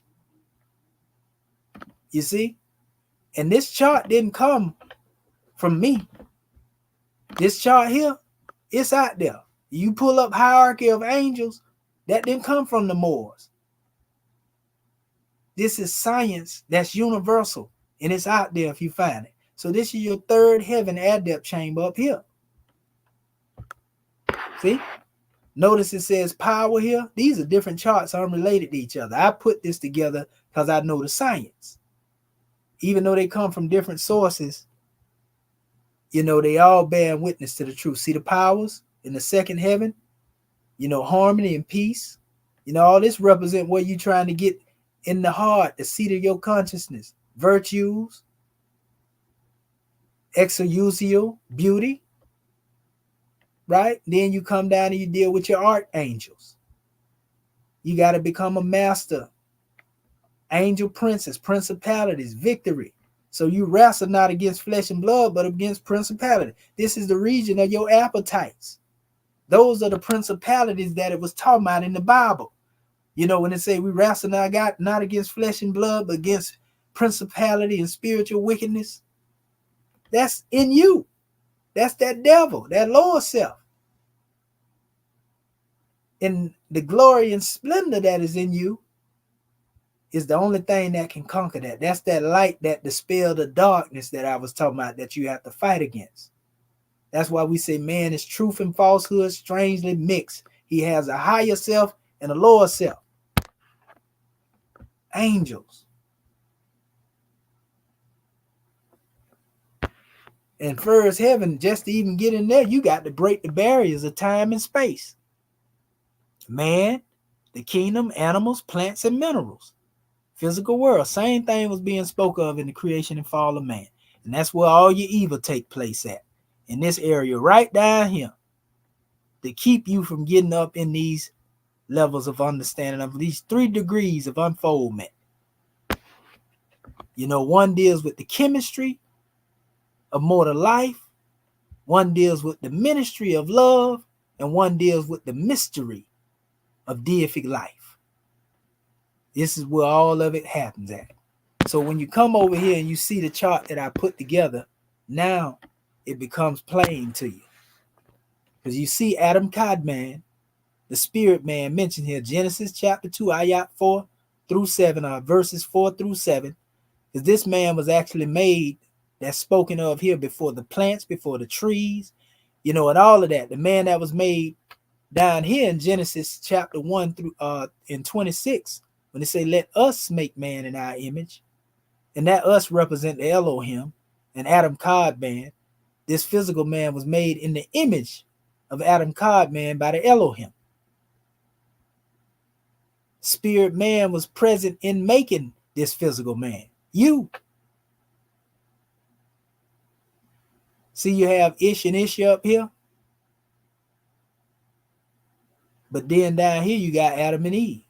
That's why we'll tell you in our questionnaire that Adam and Eve is not our mother and father.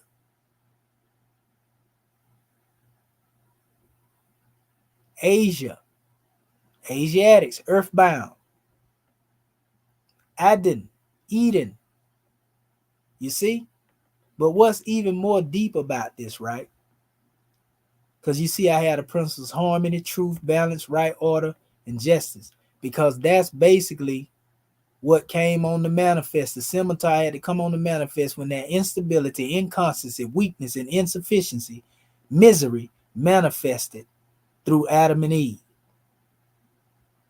Justice came with it. So justice was going to take its course. Anytime you violate the principles of love, truth, peace, freedom, and justice, because that's what harmony, truth, balance, right order, and justice is.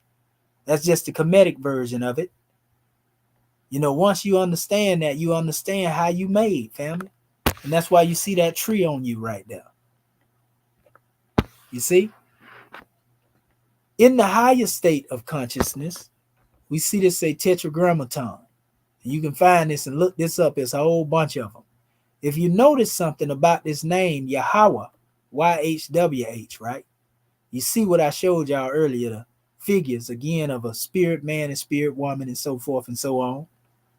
In the name Yahweh, here it is up here up top. If you look at the letters that make up the name Ish and Isha, which spirit man Ish and spirit woman Isha, if you look up the words that make up the name, you see that there are 2 letters that are the same. the head that looked like that of the cow or the bull, and then this fence looking letter that represents almost look like a E. Then you see it over here in the woman's expression as well, the cow and the fence.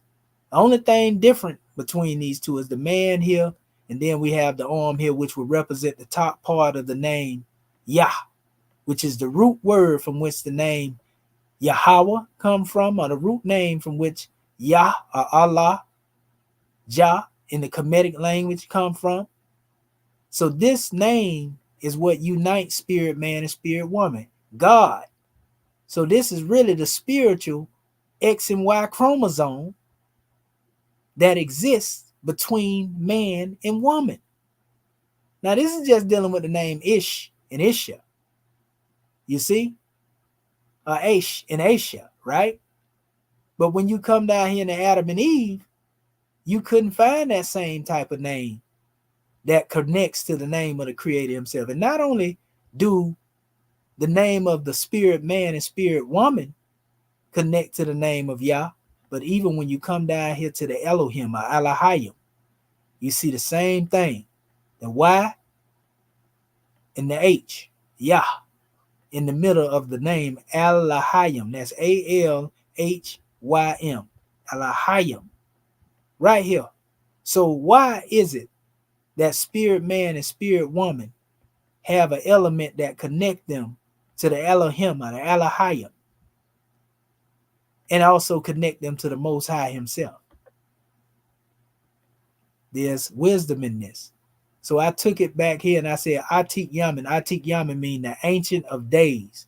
Daniel 7 and 9. This goes back to when they said they beheld, when the Ancient of Days sat down and the books was open, when he first established his throne. Remember, we say the throne is above the neck, the seat of consciousness. So the books that were open have already been a part of your consciousness since the beginning of time. We call it the book of the registry of Allah's remembrance. That's why you have deja vu. When you feel like you've been through something, you have. You was just in another form or expression.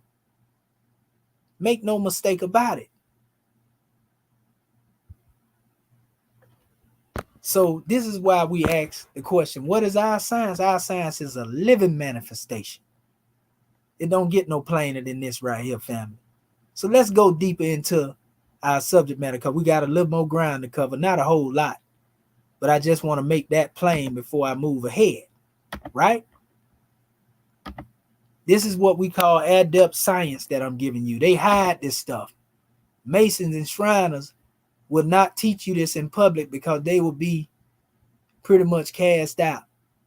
They can't do this. I ain't took no oath to man. I took a sacred vow to the ancestors and to myself and to the great God within that I'm going to teach you the truth, to love my people and teach my people. And if so it be the will of Allah, die for my people. You see what I'm saying? Ain't no fear in me for giving it to you, because we don't die anyway. So it says Allah, the all in all. There's a lot of mathematics in this, family. This is also a tetragrammaton, a 4-letter word without the vowel, the letter A as a vowel, A, L, L, and H. And when you go into the math of it, we see the number 1, 30, 30, 35, and then we come into 66. 6 times 6, or rather 6 plus 6, is 12. And when I went into the 2 letters that represent this, 12 in the alphabets of gematria, the number 1 represents the letter A and the letter 2 represents B. So that gives me the word Ab, which kemetically represents the heart. Ab also represents the Father. So there's a question that's asked in our questionnaire. Where's the nearest place we can meet Allah? And the answer is within the heart. You see what I'm saying? Better yet, I'm going to show it to you before I go on. Right here. See? Who made you? Allah. Who is Allah? Allah is the Father of the universe. Ab. Can we see it? No, not with this physical eye. Where's the nearest place we can meet him? In the heart. See what I'm saying? So let me go back over here.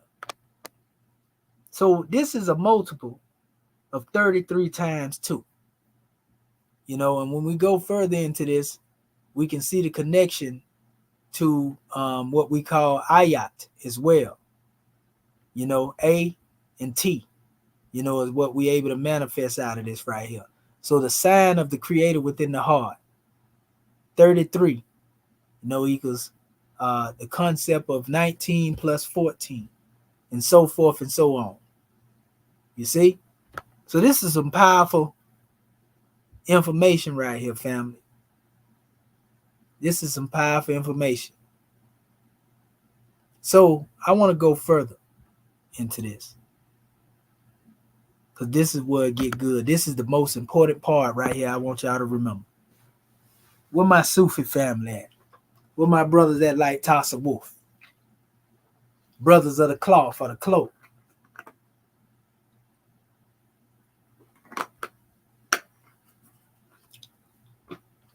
One of the most respected scholars in Tasawwuf, Ibn Arabi, it states he presupposes the absolute identity of God and man. Al-Jili introduces a subtle difference of a level between God's and man's attributes. It says, God made this name Allah a mirror for man. A lot of people don't understand when it says he made man in his image. He meant that.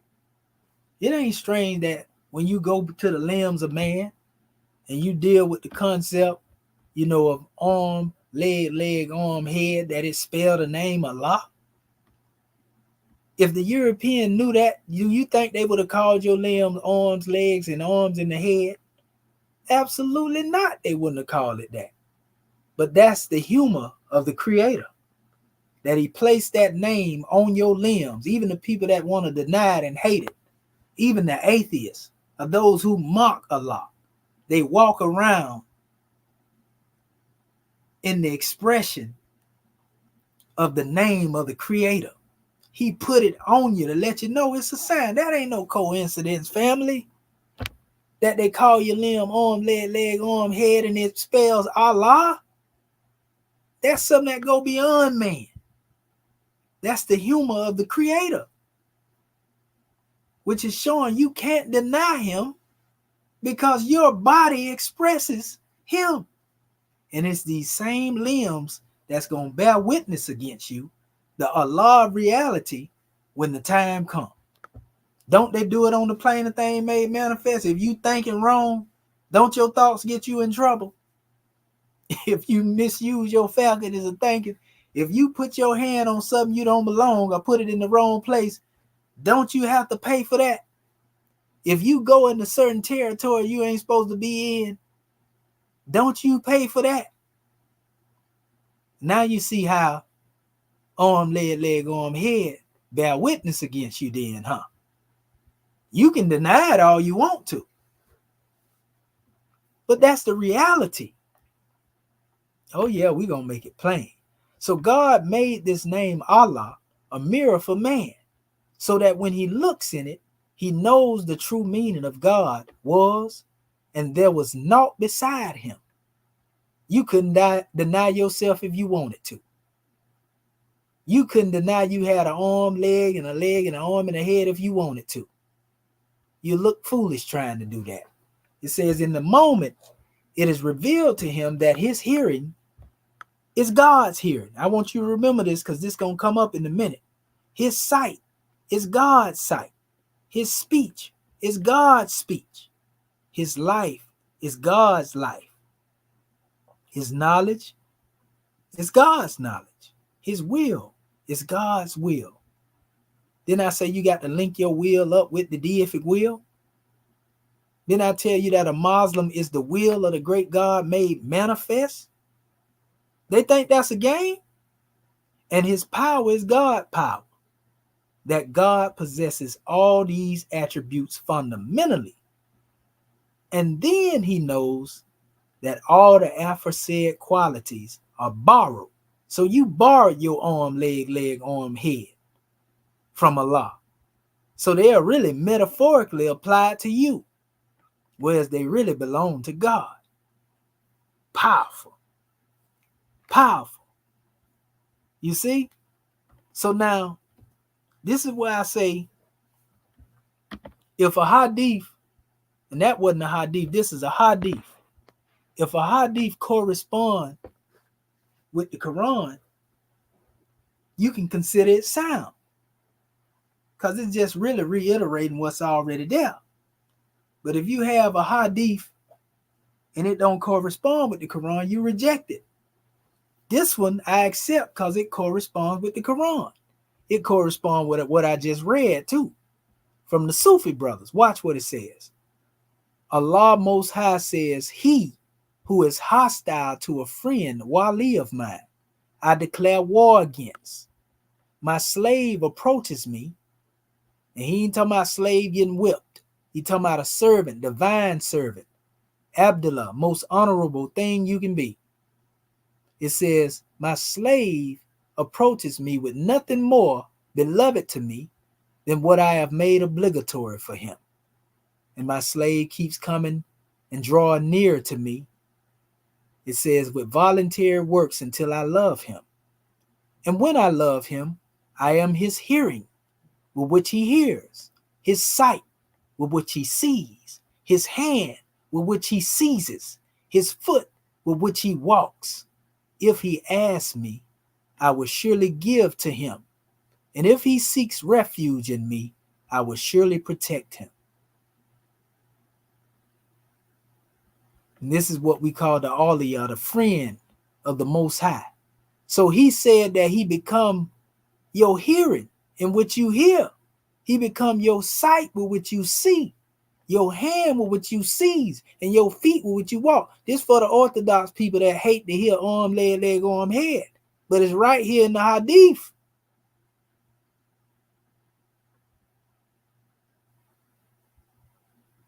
He say when he love you, he become that. And he will give you refuge and protection. So otherwise, you got to realize when your will become one with God, can't nobody harm you. When you become one with the supreme reality, I ain't talking about in that spookism stuff, believing he out there in the sky somewhere. He in you. Man, I just showed you in the Moorish Holy Quran, it's saying the same thing. I just showed you right here in the Hadith, and I'm finna show you in the Quran in a minute. So people can get out of there with that foolishness, thinking that there's some spooky stuff. And they realize that the God within you is the God that's going to judge you. Make no mistake about it. So I showed them also with the name Yahweh and Hua, the connection here. This is Arabic. He is Allah who is one Allah, right? Now, here in the Hebrew, YHWH, which is Yahuwah, Yah, Hu, Hua, I am he who exists. Yahuwah.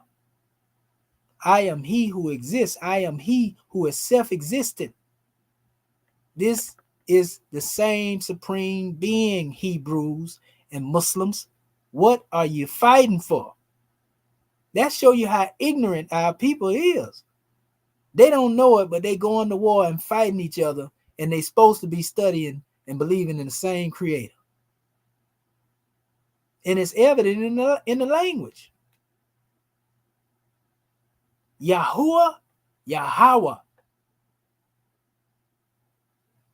Same supreme being, but you got these, I ain't gonna call it what I've started to say. You got these people out here literally fighting each other. So you illiterate. I don't say that to be mean. You are spiritually illiterate.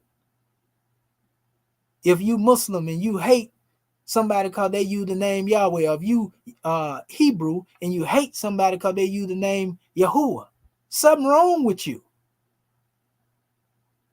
And that's the reason why the world is going to war, because y'all ain't studying. Y'all going by what these fake Jews out here teaching y'all and what these fake Muslims out here teaching y'all. They got political gain. They ain't the real deal. You getting exclusive information right now. This is stuff they ain't telling you. One thing about Brother Shaheed Commission, he gonna give it to you, family. Now, what you do with it after I give it to you, that's on you. So all the wars that's being fought and conflict and debates that's going on behind it, that's because they ignorant. It's only a chosen few that know this stuff right here that I'm saying. And only a few that's willing to come out here and teach it publicly. I'm teaching it to you right now openly so that you won't be confused and you can set them straight when they get out of line. It ain't strange, man, that you can take this name, the name they use in Hebrew, and flip it upside down, pull them letters together, and then basically it looks just like the name Allah in Arabic, family. You think that's it? No, the Most High got humor.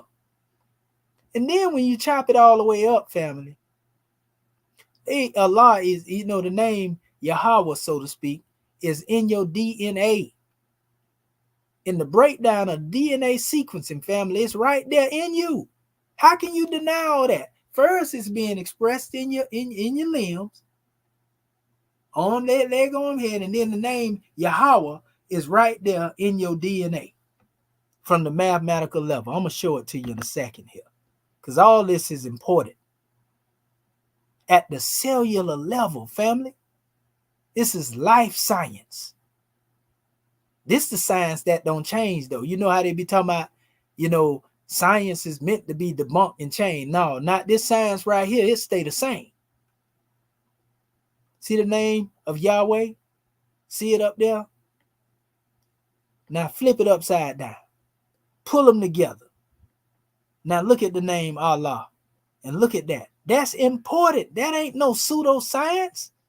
These are the name of the creator on different scrolls. One in Hebrew and Arabic.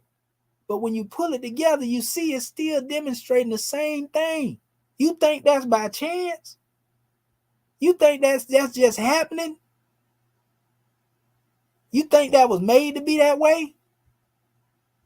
The Most High is showing how humorous he is against those who are on the manifest trying to, pretty much stir up division. Yeah, you say Hebrew, but guess what? When you flip the name Yahweh upside down, it's the same as Allah. Yeah, you say you Muslim, but when you look at the name Allah, and you were to flip that name upside down and go to opposite, separate the letters, you'll get the same thing. That's divine humor, family. That's evidence of something existing beyond what man talking about. Right there in front of him, and he don't even know it, but he think he know everything. We can't make this stuff up, because if they knew that this was like this, trust me, they would have did something to alter that. Because once you see this type of stuff, you realize, wait, what we fighting for? If it's the same supreme being. Look at this. Even when you deal with the symbol of Om, the Almighty Padme Om symbol, which represent vibration in the teachings of Hinduism. When you take it and you rearrange it, you got the same glyph. They can't even beef with each other neither. I mean, how much more evidence does it take? Allah was working overtime with showing you that we won. No matter what you calling yourself or what you believe, people, is only one supreme being, and he exists in you. And everybody got a piece of that truth. See it right here? It forms a man. That's the Om symbol again. Forms a man. The name Allah. It's so much humor in this one, he even made the H a turban. All these names are different so-called religions, but all of them form the shape of a man. There is no God but the great God above your neck, within you. Here it is right here. Right there, family. Remember I was talking about the Y and the H, the Yah? And the VG actually represents the breakdown is God eternal within the body. So when you go into the numbers that's represented by these letters in Gematria become, the name Yah, the AT and GC and their numbers. So this means this is your cytosine, the guanine, adenine, and that word aden make me think about the Garden of Eden. But it says thymine, all of these things that exist, as your proteins and the sugars that allow this body to live, what you have to feed right here. When you take them and you convert them into the letters, you find out the name of God. YHVH, or they say WH, Yahweh. 10, 5, 6, and 5. That's what these add up to in the gematria, 26. And you reduce it to 8. Then you get into the body and the DNA, which is I was just showing you earlier, 10, 5, 6, 3, and 24, which is 6. So basically this G and the H, the only difference between the two, is this portion right here. And this represents the human body. This represents the supreme being, God himself. So this represents God right here. So it says elements of our world. And this comes from the God Code, the book called the God Code. And our name as encoded in each of our cells, as tradition reminds us, while we are related to God, our physicality, the carbon, the G of Gimel, prevents us from being equal, the physical part. You see, that's the only thing that separates you, this physical body. But the spiritual portion of you, that Yah right there, that's the divinity. The rest of it represent the body down there. That's the carbon. That represent carbon, nitrogen, and so forth and so on. All them elements. Here they go right here. Hydrogen, nitrogen, oxygen, and nitrogen. That's what YHVH or YHWH converts into, family. It's in your DNA. It's part of the spermatosa that you release, within the womb, so to speak, brothers. The DNA is a part of you. So that's why you can't make nothing other than what you see. I told you the seed is as perfect as its source. So over here you have hydrogen, nitrogen, oxygen, carbon. That's your makeup. Look at what it says. It says substituting. It says modern elements for ancient letters. It is clear that although we share the first 3 letters, represent 75% of our Creator's name, the fourth and final level of our chemical name sets us apart from God.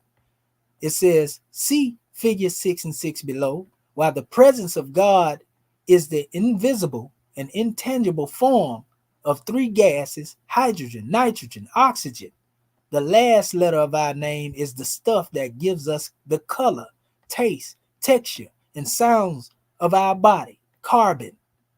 The one letter that sets us apart from God is also the element that makes us real in our world. God's name is elements, humankind name is elements. Now, it goes on to say, figure 6.6, the H in Yahweh of God's name is replaced by the G in YH and VG. It says of humankind. Through language, this illustrates that while we share 3 of the 4 letters of God's personal name as our genetic code, we are not equal to God. The 25% of our composition is very different. It is this difference that gives us our physicality and accounts for our uniqueness as a species. This is not to suggest God is simply as wispy gas made of invisible elements. You see? Let me go over here to this other measure because I got a few more following this. It shows it again. You know, the sequencing of the atom and the element. It goes through all of it. It shows over here in the literal illustration of it. You see thymine, cytosine, you know, adenine, guanine, and then you see the difference. Where the carbon come in, the carbon come in, the carbon come in. You see? All this is dealing with mathematics, family. And the math don't lie. Because the universe itself was built off of this same geometry. And this didn't just start with no Kabbalah or no Zohar. Our ancestors dealt with this. When you go into the culture of the Siddur people. So here are all the number equivalents to each one of the letters right here. You see? So once you see the Y,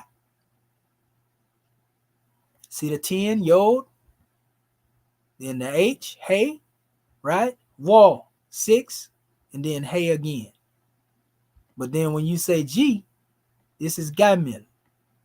That's how they get it. Primary letters of the Hebrew letter, it says Set, showing the hidden number value associated with each letter. And the Arabic geometry is the same. So the same thing would correspond even in the Arabic letters. The secret order of the Arabic alphabet shown with number codes. There it is right there. See the 10 is Y? Let me blow that up. Still Y, right? Then you get up here to H. There it go. Then the W. Yahweh. Same thing, family. Underlying letters of the Arabic alphabet above correspond to the same values of God's name in the Hebrew alphabet. Come on, man. That's what I'm talking about right there. So when people, you know, don't know who they are and they fail to realize who they are, you know, they don't know it, but they rejecting their own selves, family. They are rejecting themselves. They rejecting themselves. Ancient Kemet always depicted the concept of the temple of perfected man. See the form of the capstone or a bin with the image, you know, of one demonstrating the highest act of what we call prayer. See them with the hands up, same way our chairman be demonstrating. Shu, the holy breath. Here's another depiction of the same demonstration. Here's another one with the God man and the God woman in there. We can't make this stuff up, family. We cannot make this stuff up. So what I'm going to do at this time now, I'm going to take our family on up through there. You know, I'm trying to find that one portion in here I have. This is what I actually showed you. Say our ancestors taught on the God code many ages ago. So I did the math. And when you deal with them elements, just like they said, nitrogen, you got the Yod, the Y. See? Let me blow that up. Nitrogen, that's 5, right? That's Hey. Then you got Wav, right? And then you know the Hey is there again, so we didn't have to put that there. But when we deal with man, that Gemil, that combination, 12 equals the atomic mass, because we know this Gemil represents the 3. So when you add the atomic mass 1 and 2 together, you know, you get 3. So this is God eternal within the body, family. That's what that translate as. See, the basis, and it's supposed to be of DNA. I actually can correct that too right there, because this is a live document right here.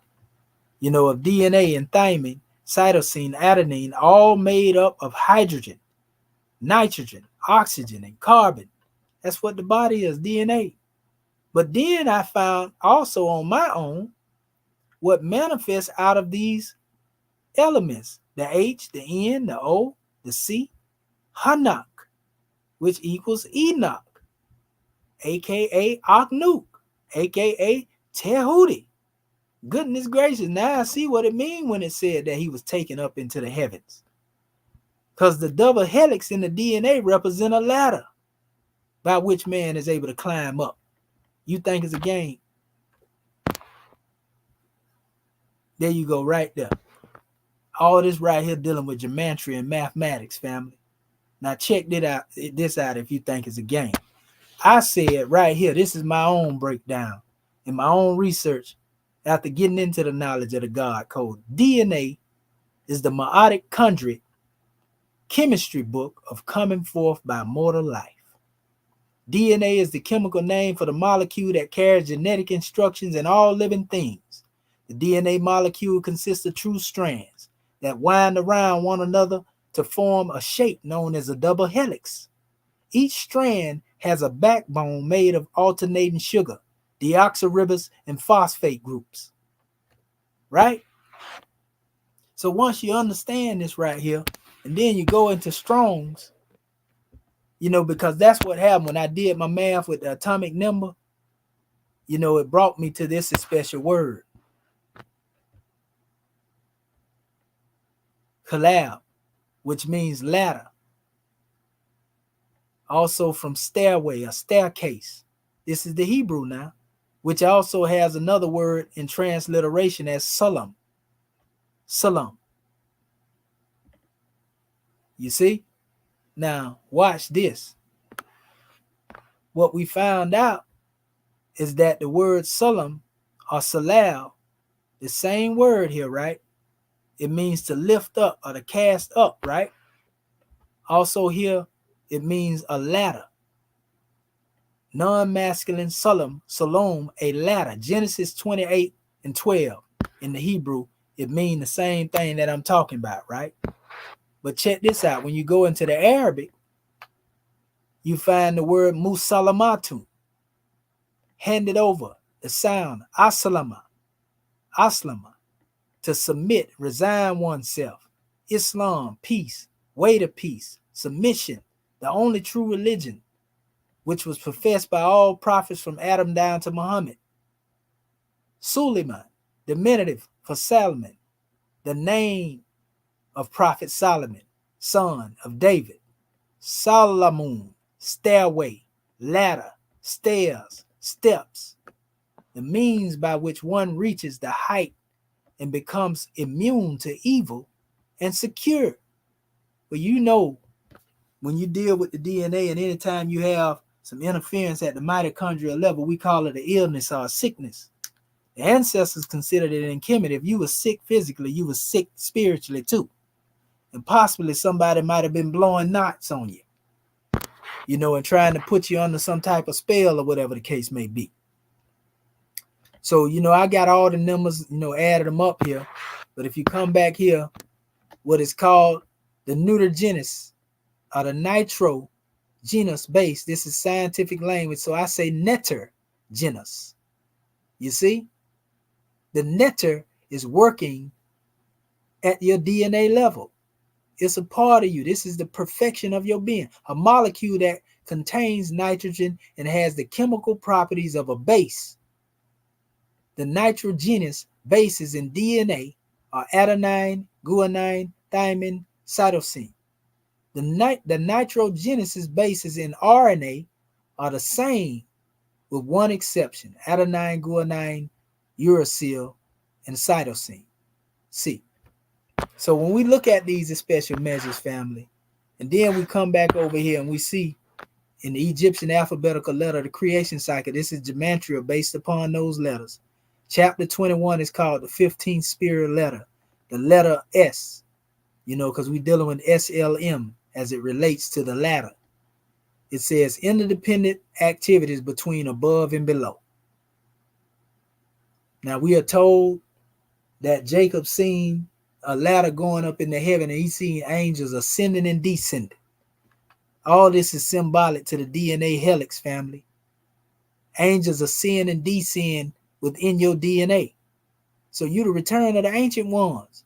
Didn't I tell you when you plant that seed, brothers, that you have the ability to give birth to the God man? Anyway, it says, and God woman.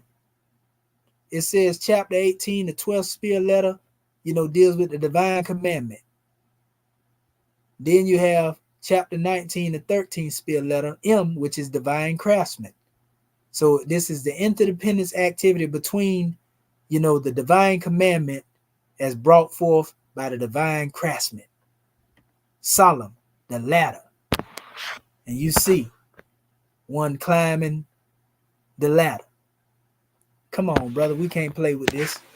So right here, what we found out is that name, Kalal, as they call it, even though it's Salal, they use it Kalal is how they have it too. It says the name Kal-El, and this is dealing with from Superman to man. It says has two parts, and each can be translated into Hebrew, Kal, which means easy or light. But it is important to remember that with creators and accents at the time of Kal would be read as Kul, or meaning voice. El in Hebrew means God. Thus, Superman's name in the Hebrew, Kal-El, which is loosely translated to the voice of God. This does not necessarily mean that Superman is a God incarnate or even directly sent by God, but rather is an instrument of God. We ain't talking about Clark Kent, Superman in the movie. We talking about you. You're an instrument of God, family. A person with incredible powers who have the ability to save lives when you in your God self and fight for the weak and the downtrodden. You don't believe it? Why you think a person like Malcolm X was able to be born amongst our people? Why do you think Noble Drew Ali, Marcus Garvey, and a whole bunch of other people were born from amongst our people? Because that's something you can't get rid of. It's in our DNA. We're going to keep producing God men and God women. Why you think our people get so grand in everything they do? From a level of athleticism to even when it comes to dealing with their acting, or even when it comes down to dealing with being able to sing and hit notes that the European can't hit. That touch the very soul of people. The rhythm that we have. That's all a part of the superpower that we have, family. But you got to climb that ladder. And when you climb that ladder and you reach the top and recognize that you're the ancestor of God, just like Jacob did, in the Piscean records of the Bible, see, all this stuff is symbolic and esoteric. They ain't going to tell you this stuff. You become then the champion of the oppressed. That's why we always long to see our people win in some way. It can be on track and field. It can be on the tennis court. They can be swimming, whatever the case may be. It's always going to rise a champion, even after all us gone, even after our time is past, because it's in our DNA. We were sent here to demonstrate the possibilities of man, what he can do when he transcends his body. See it? Now it makes sense when Jacob in the Bible, Yaqub, say he had a dream about a ladder that rested on the earth with its top reaching up to heaven. And God's angels was going up and down the ladder. It says, and there at the top, the Lord was standing saying, I am the Lord, the God of your father Abraham, Isaac, and I will give you and your descendants the land on which you lie. Your descendants will be like the dust of the earth, and you will spread out to the west and the east. See, all this is really parabolistic of talking about our people. All the families of the earth will be blessed through you and your offspring. Look, I am with you, and I will watch over you wherever you go. I will bring you back to this land, for I will not leave you until I have done what I have promised you. And when Jacob woke up and he thought, surely the Lord is in this place, and I was unaware of it. He was asleep and he woke up. What place was he referring to other than himself? He was afraid and said, how awesome is this place?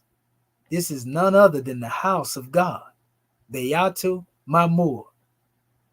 This is the gate of heaven. In you, family. Didn't I tell you heaven is your state of mind? How do you think man grow when he first come out? He come out the womb head first, right? When the spermatozoa attached to the uterus is attached head first, don't it? All right. Make it make sense. So once you understand all this, family, you understand what's really going on, you see exactly what's being said here. We was talking to you about the Arabic Ab mean father, the father, and so forth and so on in the Hebrew and the Arabic. We show you here even with the word neteru, dealing with gods, deities, God and God, neter, right? Netri, divine, to become defined, deified, divine ones, netri. When I went into the definition of the word Adon, which represents the garden, and I put the words together, A and 1, that's what A is. The letter A is 1, the letter D is 4, the letter N is 14. Add them together, I got 19. This is the garden. So 19, 1 plus 9 brings us to 10. Then when we isolate the 10, the 0 and the 10 from the 1, we get 1. Or we isolate the 1 from the 0 rather. And so when we add, the ADN, and we come back to this 1 that we have as A, we have ADNA. So that brought me to the amorphosis evolutionary DNA nanotechnology that is in our DNA. That's how we made, family. This is science that don't change. You can't debunk this. Divine neta, atum, divine, a divinity of nature's, the atom, the divinity of nature's atom, that protoplasm, divine nature of all, DNA. Adenine. When you put that together and you deal with that word, which is a part of your DNA, adenine, add it all up, it equals 7. 7 what? Elohim. Then when you go further into this demonstration, you see the word Ad. You see an Ad actually represents, or ID represents what we call the first. Adi. So this is powerful, family. It's all in you. All you got to do is embrace yourself. That's all you got to do. Embrace yourself, family. We can't make this stuff up. But ain't nobody else bringing this science like we bringing it. And I can keep going on and on. But I have something else I want to show you, as I go into the Quran at this particular point. I do want to show you a particular measure here too, before I go into the Quran. I want to go back here, since we are going to mention that as well.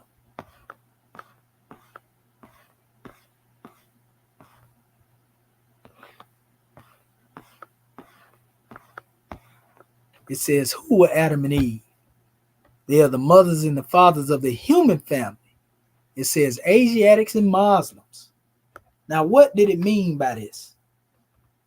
In other words, they had those who were earthbound, but the Muslim portion exists to a certain degree there as well, because of the fact that though they deal with a physical concept of reproduction, it's natural that they also have a Muslim degree in them. They're going to submit whether they like it or not. Everything in creation submit to the creator. But there's another thing when you consciously submit. So this is the God part of you. Salam, that ladder in the DNA. This is the physical part, the Asiatic part. You see, where did they go? They went into Asia. What is the modern name given to their children? Asiatic, the earthbound. Well, who is God in the holy city of Mecca today to keep the unbelievers away? Angels. What is the modern name for those angels? Asiatics. What is the shade of their skin? Olive. Are the Moorish Americans in relation to those angels? Yes. We all have the same father and mother, but it's not talking about Adam and Eve. Our ancestors are the ones that are mentioned here when it says, what is the name of the first physical man? And his name is Ish. A lot of our MST of A family get mad because they say the chairman put the adept name in the book. You see? So Ish is the first man and his wife is Isha. Spirit man and spirit woman. Your physical parents could only do what they did because the great God Allah gave them the ability to do what they did. But the God part of you is the extension that came through them doing what they did to bring you forth. They gave you the physical, but he gave you the spiritual. So the Muslim degree came through you. You see, but you consciously live as Muslim. You didn't have to be made to submit after bringing discord in the holy city like Adam and Eve did according to our 102s. So it says, give 5 names that are given to the descendants of Adam and Eve. Lucifer, Satan, devil, dragon, and beast. And that's where he made his distinction at. We come from the first physical man, not Adam and Eve. But then it say, what is the devil sometimes called? The lower self. How many cells are there? 2. Name them. Higher self and lower self. What people represent the higher self? The angels who protect the holy city of Mecca. What people represent the lower self? Those who were cast out of the holy city and those who accept their teaching. What is the higher self? The higher self is the mother of virtues and the harmonies of life and breeds justice, mercy, love, and right. Can the higher self pass away? No. Why? Because it is Allah in man. Oh, it makes sense after everything that I just told you, don't it? What does the lower self breed? Hatred, slander, lewdness, murder, theft, and everything that harms. What did the higher self say to the lower self at one time when he met it? Where are you going, Satan? And what was the answer the higher self gave to the lower self gave to the higher self? I'm going to and fro in the earth, seeking whom I may devour. You the earth.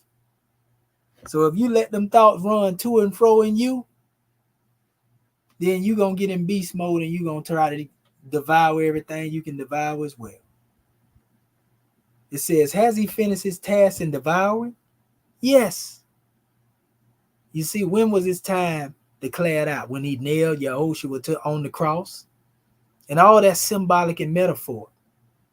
What words that Yahushua uttered? It's finished. What is the cross? The crucifixion.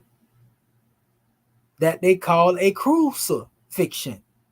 The crucifixion that you have been taught. That's the cross that you've been caught up in, people. But that task is not over. It's finished. Because we had a master teacher that came and taught us that there is no death for the human soul. So how you going to kill a God, man? You can't do it. You see? It said that Yahushua will say that he will return to conquer him. Yes. What is the name of the person into whom Yahushua was first reincarnated? Prophet Muhammad the Conqueror. Was the Satan to be bound in? Satan was to be bound in part. When was the head of Satan taken off? 1453 Byzantine. That's under Muhammad the Conqueror of that era. By whom? Muhammad. Name some of the marks that were put on upon the Moors of Northwest by the European nations in 1774. Negro, black, colored in Ethiopia. Negro, a name given to a river by West Africa by the Moors. In West Africa by the Moors because it contains black water. Right? What is meant by the word black? Black, according to science, means death. And they don't know Black according to political science mean death. Black according to spiritual science mean death. Black according to the law that the European wrote mean death. Unbeknownst to many of our people, they don't want to accept it, but it's the truth. What does the word colored mean? Colored means anything that has been painted, stained, varnished, or dyed. What does Ethiopia mean? Ethiopia means subdivided, something like our mind. We got an Ethiopian thought pattern. Can a man be a Negro, black, colored, or Ethiopian? No. Why? Because man is made in the image and after the likeness of God, Allah. Well, what title does Satan give himself? God. He gonna fake you out and take your title. He gave himself the title God. He took it from you. When you define the word white, white mean purity. Purity mean God, and God mean the ruler of the land. They knew this. Y'all think it's a game? If you go look up this word in Africa, I'm going to show you for the people that like to deal with the Orishas. I'm going to show you what the name God means in our African tradition.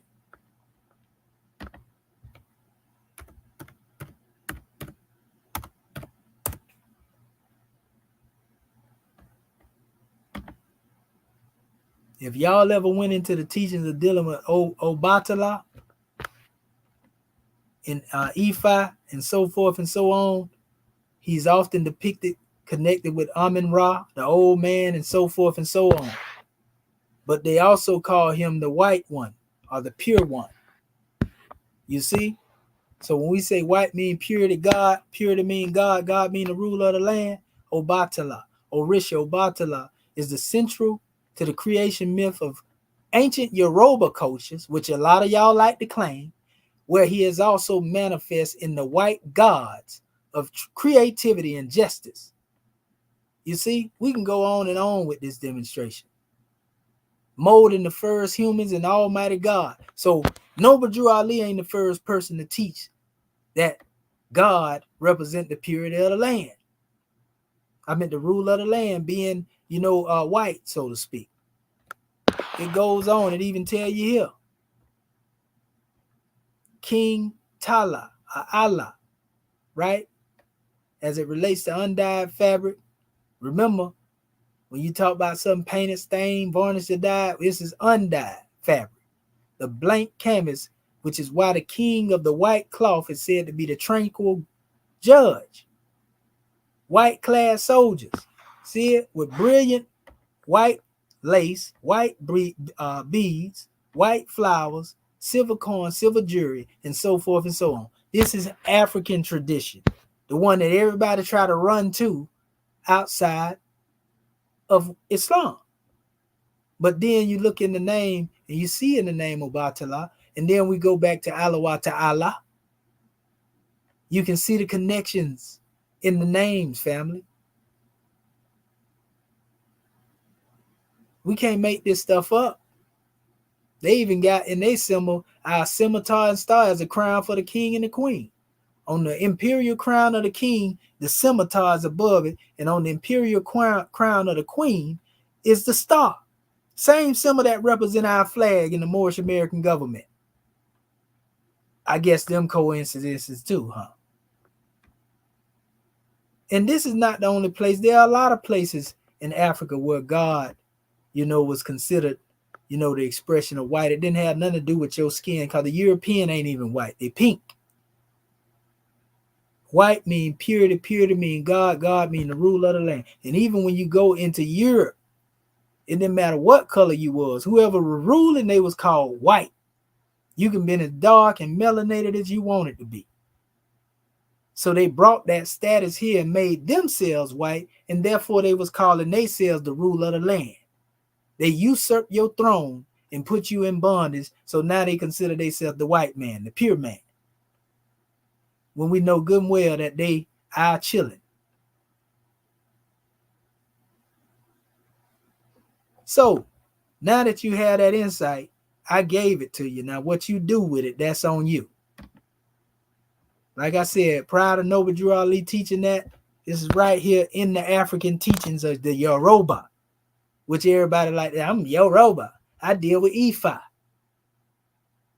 But yet you want to act ignorant when we talk about God represented by white and purity, though. See, that's what I'm talking about. Our people disingenuous. And they want to try to attack the doctrine of Noble Drew Ali by what they don't understand. Just because the Europeans gave himself the title didn't mean that he deserved. He just took it from you and began to rule over you. You know them people ain't got no pure blood in them. We don't say that to be mean and unjust. We just telling you the truth. To whom do we refer to at times as being the great God? Allah. Neter is also called the great God. It says, is the devil made in the image and likeness of Allah? No. He is the shadow of our lower selves and will pass away. Who made the devil? Elohim. Elohim. Who is Elohim? The 7 created spirits that created everything that ever was, is, and evermore to be. What is the Elohim sometimes called? The 7 eyes of Allah. Now, the Elohim are the ones who carried out the work for the great God. Anytime you give birth and bring forth measures, it's the great God at work using the Elohim. They work for him, just like you deal with any special contract. Under a contractor, they have people that do the work for them, but they still get the credit for the work. It's the same thing when we deal with this concept of Elohim. What do they sometimes call the 7 eyes of Allah? How many days are in a circle? 7 days. How many days are in creation? 7 days. According to science, how many days are in a year? 7 days. And this is dealing with the 7-day cycle. You know, that represents the creation, the circle, in 7 days. And even at the cellular level, you will find that mitosis and the process that take place in the body deals with the number 7. And we can go into many different other aspects, even at the level of the mitochondria and ATP, production. The number 7 is all up in there. You know, when you deal with what we call, the circadian clock, a rhythm, the 7 is in there. So this is the real science behind the circle 7. So that being said, now let me get to this so we can go through these things and bring it on back home. All that being said, lay the foundation for where I'm going right now. And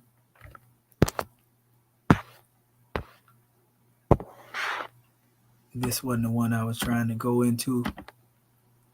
It's actually this one right here. This is actually a measure, because I told you that your limbs are going to bear witness against you. And I told you when I quote something dealing with these different measures, if they correspond with the Quran, then they all good. But if they don't, I reject them. He then explained when a person starts to argue with his creation on the day of judgment, it's actually talking about Allah. It's saying that Allah, and his prophet knows better. But it said, he then explained why when a person starts to argue with his creator on the day of judgment and says, oh Allah, did you not protect me against oppression? And then Allah the Almighty will say, yes. The person would then say, if that is the case, I am not prepared to accept the testimony of anyone against me. I only accept my own body, and everybody else is my enemy. The Allah Almighty would then declare the testimony of this person's body is fine. He permit the body to testify. And the testimony of the angels is also fine. And at that moment, the person's tongue will be sealed, and his body will be told, oh body of this person, become a witness to yourself and inform us of what you used to do. And these limbs will then give testimony to what it had done.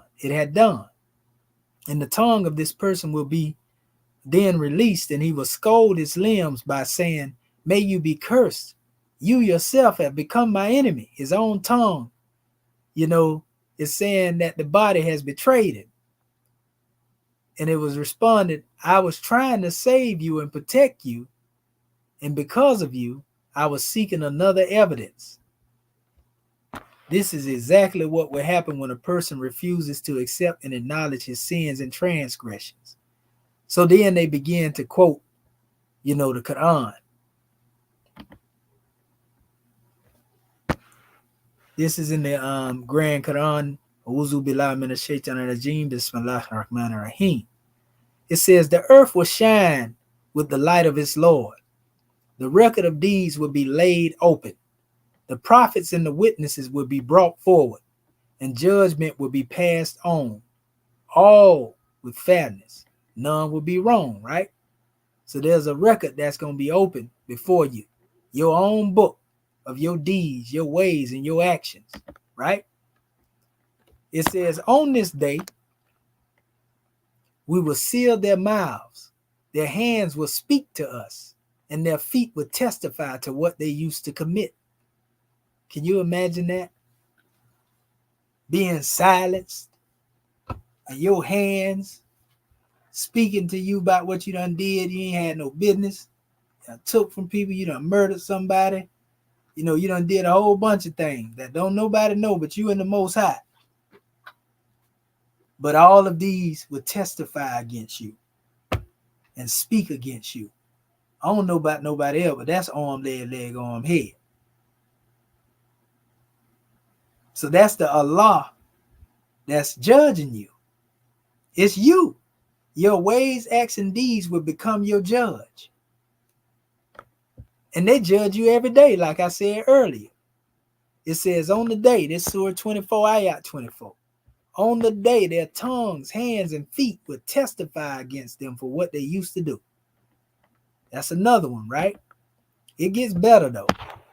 It says in the record, this Surah 18, Ayat 49, and the record of deeds will be laid open, and you will see the wicked in fear of what is written in it. They don't want to see what they did because they know they wasn't living right. It says they will cry, woe to us. What kind of record is this that does not have any sin, small or large, unlisted? They get nervous. You ever seen when you call somebody on their stuff and they know they're wrong, how they get on the defensive? But this is that time 10 right now. They will find whatever they did present before them, and your Lord will never wrong anyone. You do know the state in which you are when you transcend this plane. All your ways, acts, and deeds become bare before you, right? Because they're in your consciousness. They're in the seat of your soul, whether you know it or not. You do know that, right? But anyway, it says, on the day, their tongues and their feet, and this is actually the same one. I meant to take that one out there. This is it right here. 41:21. It says, they will ask their skin furiously, why have you testified against us? And it will say, we have been made to speak by Allah, who causes all things to speak. He is the one who created you the first time, and to him you were bound to return. So your own limbs, again, arm, leg, arm, head, Allah, bad witnesses. See, we're taking the spookism up out of there. Bad witnesses, your ways, your acts, and your deeds. It says, on this day, we will seal up their mouth, and their hands will speak to us, and their feet will testify about what they used to commit. Surah 36, Ayah 65. Here's another measure right here. And this is actually Surah 50, Ayah 16 and 17. Indeed, it is we who created humankind and fully know what their souls whisper to them. We are closer to them than their jugular vein. So what do you think the Most High at? If he closer to you than your jugular vein, and your jugular vein is inside of your body, and he closer than that, what does that say to you?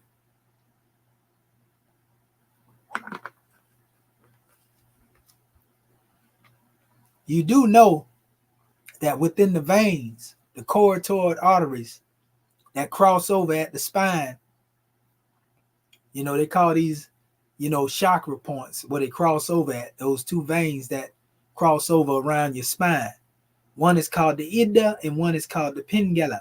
One passes blood through the body and one passes breath through the body.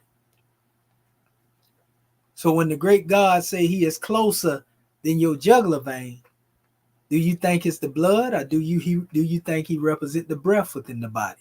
The ruh.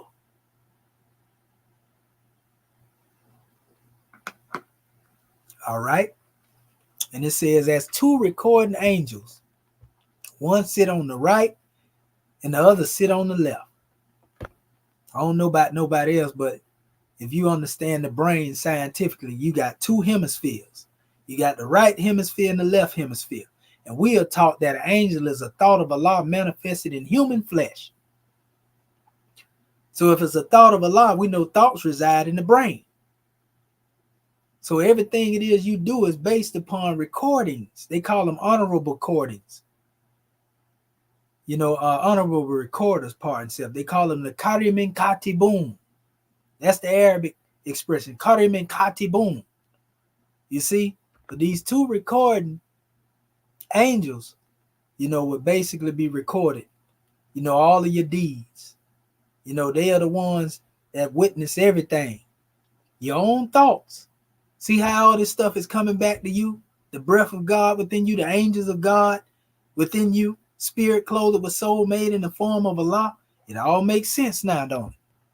So you can't blame nobody outside of you, because you have the ability through the Godhead within you to govern yourself and not act crazy. And therefore your limbs won't judge you.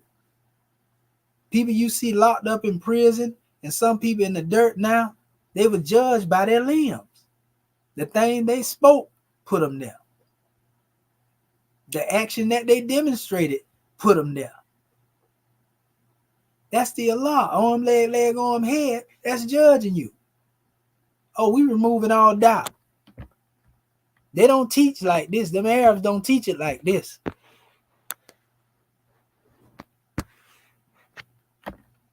That wasn't meant to be. That's from our last time. This is where I want to pick up at. We mentioned this last night, but this right here is even better. Notice it says, he is the only true God in the heavens and the earth, in the mind and the body. God eternal within the body. He knows whatever you conceal and whatever you reveal, and knows whatever you do. How? Because he is able to read your consciousness. This supreme being knows you. You know yourself. There's even a measure where they say the great God say, know me before you worship me.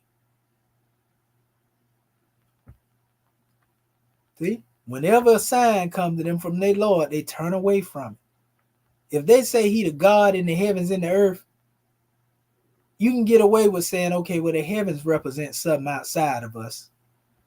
If we don't know no better, well, we know the heaven represents a state of mind. But if people want to look up in the sky, you can get away with trying to put a spook out there. But no, he say he the God in the heavens and in the earth. That means he's present in the heavens and present in the earth. And if he's present in your mind and present in your body, of course he knows what you conceal and reveal. You see? Listen to what it says. And I came to y'all with this one last night. It said it is not possible, we're going to reiterate it, for a human being to have Allah communicate with them except through inspiration or from behind a veil or by sending of a messenger or angel to reveal whatever he wills by his permission. He is surely most high and most wise. So again, if you get some inspiration from the Most High, he's speaking to you. If he send you a sign, to warn you, speaking to you from behind a veil through somebody or a particular event for you to learn from, you can get the lesson or the blessing now. Or by the sending of a messenger, an angel, a thought that come from on high. within you are a thought that come from on high and another person outside of you to reveal what needs to be revealed by Allah's permission. Let's remove the spookism, family. This is how you communicate with him. And then it says in the Quran, say if I'm astray, this is ayat 34 and 50, say if I'm astray, the loss is only mine. And if I am guided, it is only because of what my Lord reveals to me. He is indeed all hearing, ever near. Well, if this is the case, it is telling us that Allah has ears and he's ever near. Oh man, we just heard he was near to us in our very own jugular vein. That's something that we have. That's something inside of us. But he's near, right? Watch this. It says, each soul, Surah 50, ayat 21, will come forth with an angel to drive it and another to testify. There it go. We have what we call those two hemispheres.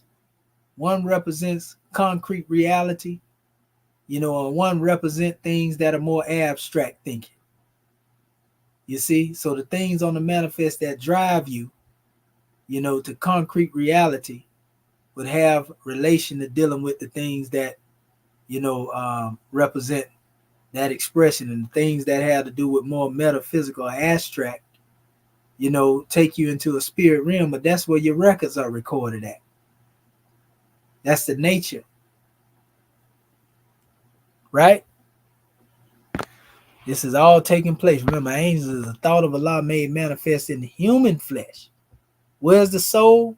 In our teaching, the soul is within the brain. But what are the actions of the soul in our teachings? Thinking, reasoning, willing, understanding, and remembrance.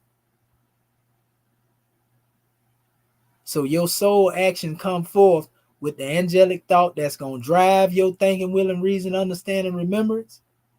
And another one that's going to bear witness against your thinking, willing, reason, understanding, and remembrance. Oh, yeah. It don't get no plainer than this. I couldn't tell you this if I didn't study it thoroughly. Surah 78, ayat 38. On the day the Holy Spirit, and this is put in here. They put that there. It ain't Holy Spirit. It's actually just saying Ruha. Ruhu. Ar-Ruhu. You see what I'm saying? Ain't no. Wal-Malaikatu. See, Malaikatu, that's the Malakat, the angels. It didn't say Holy Spirit, Ruh al-Qudus. It just said Ruhu. So it basically said on the day, the Holy Spirit, it says the Spirit, in other words, and the angels will stand in ranks. No one will talk except those granted permission by the compassion, or the most compassion. That's Al-Rahman. Ar-Rahmanu. Right? And whose words are true. So your thoughts will be stopped. You ain't going to even be able to think to say nothing. So you can't talk. If somebody impair your ability to think, and they impair your ability to talk. So when the Most High do this and say, let the peace be still, and you can't talk, that remind me of Prophet Noble Drew Ali when he said Moors, that he had the power to stop the enemy from thinking. That's a powerful demonstration. But anyway, keep that in mind, though. It says Allah himself is a witness that there is no God worthy of worship except him. So I bear witness that there is no God but Allah within the higher self. And so there are angels and people of knowledge. He is the maintainer of justice. There is no God worthy of worship except him. We don't worship gods outside of the self. We worship the God that's within the self. Even in the Bible, it say worship him. He that worship God must worship him in spirit. You see? But anyway, This is the other measure by the angels lined up in ranks, and those who diligently drive the clouds. Those are the thoughts that basically fog your mind up, so to speak. And those who recite the reminder, the book of remembrance, it's all in you. But it says here, now we want to get into some of the anatomy of Allah mentioned here. It says, indeed, this Surah 48, Ayat 10. Those who pledge allegiance to you, O Muhammad, that was added in there. They actually pledge an allegiance to Allah. Oh, wait a minute. So they pledge an allegiance to Allah by pledging allegiance to Muhammad. I don't know about y'all, but everything I'm seeing here, Allah is manifesting himself in man. It says the hand of Allah is over their hands. Oh, he got hands too, huh? Say, he who breaks his word breaks it to the detriment of himself. And he who fulfills that which he has promised Allah, he will give him a great reward. So Allah embodied himself, through Prophet Muhammad when it came to his people. So Allah also embodied himself through Prophet Noble Drew Ali when it came to the Moors. Every time he manifested, being a witness, that would be come forth amongst a particular people. It was him that brought forth that special truth, and so forth and so on.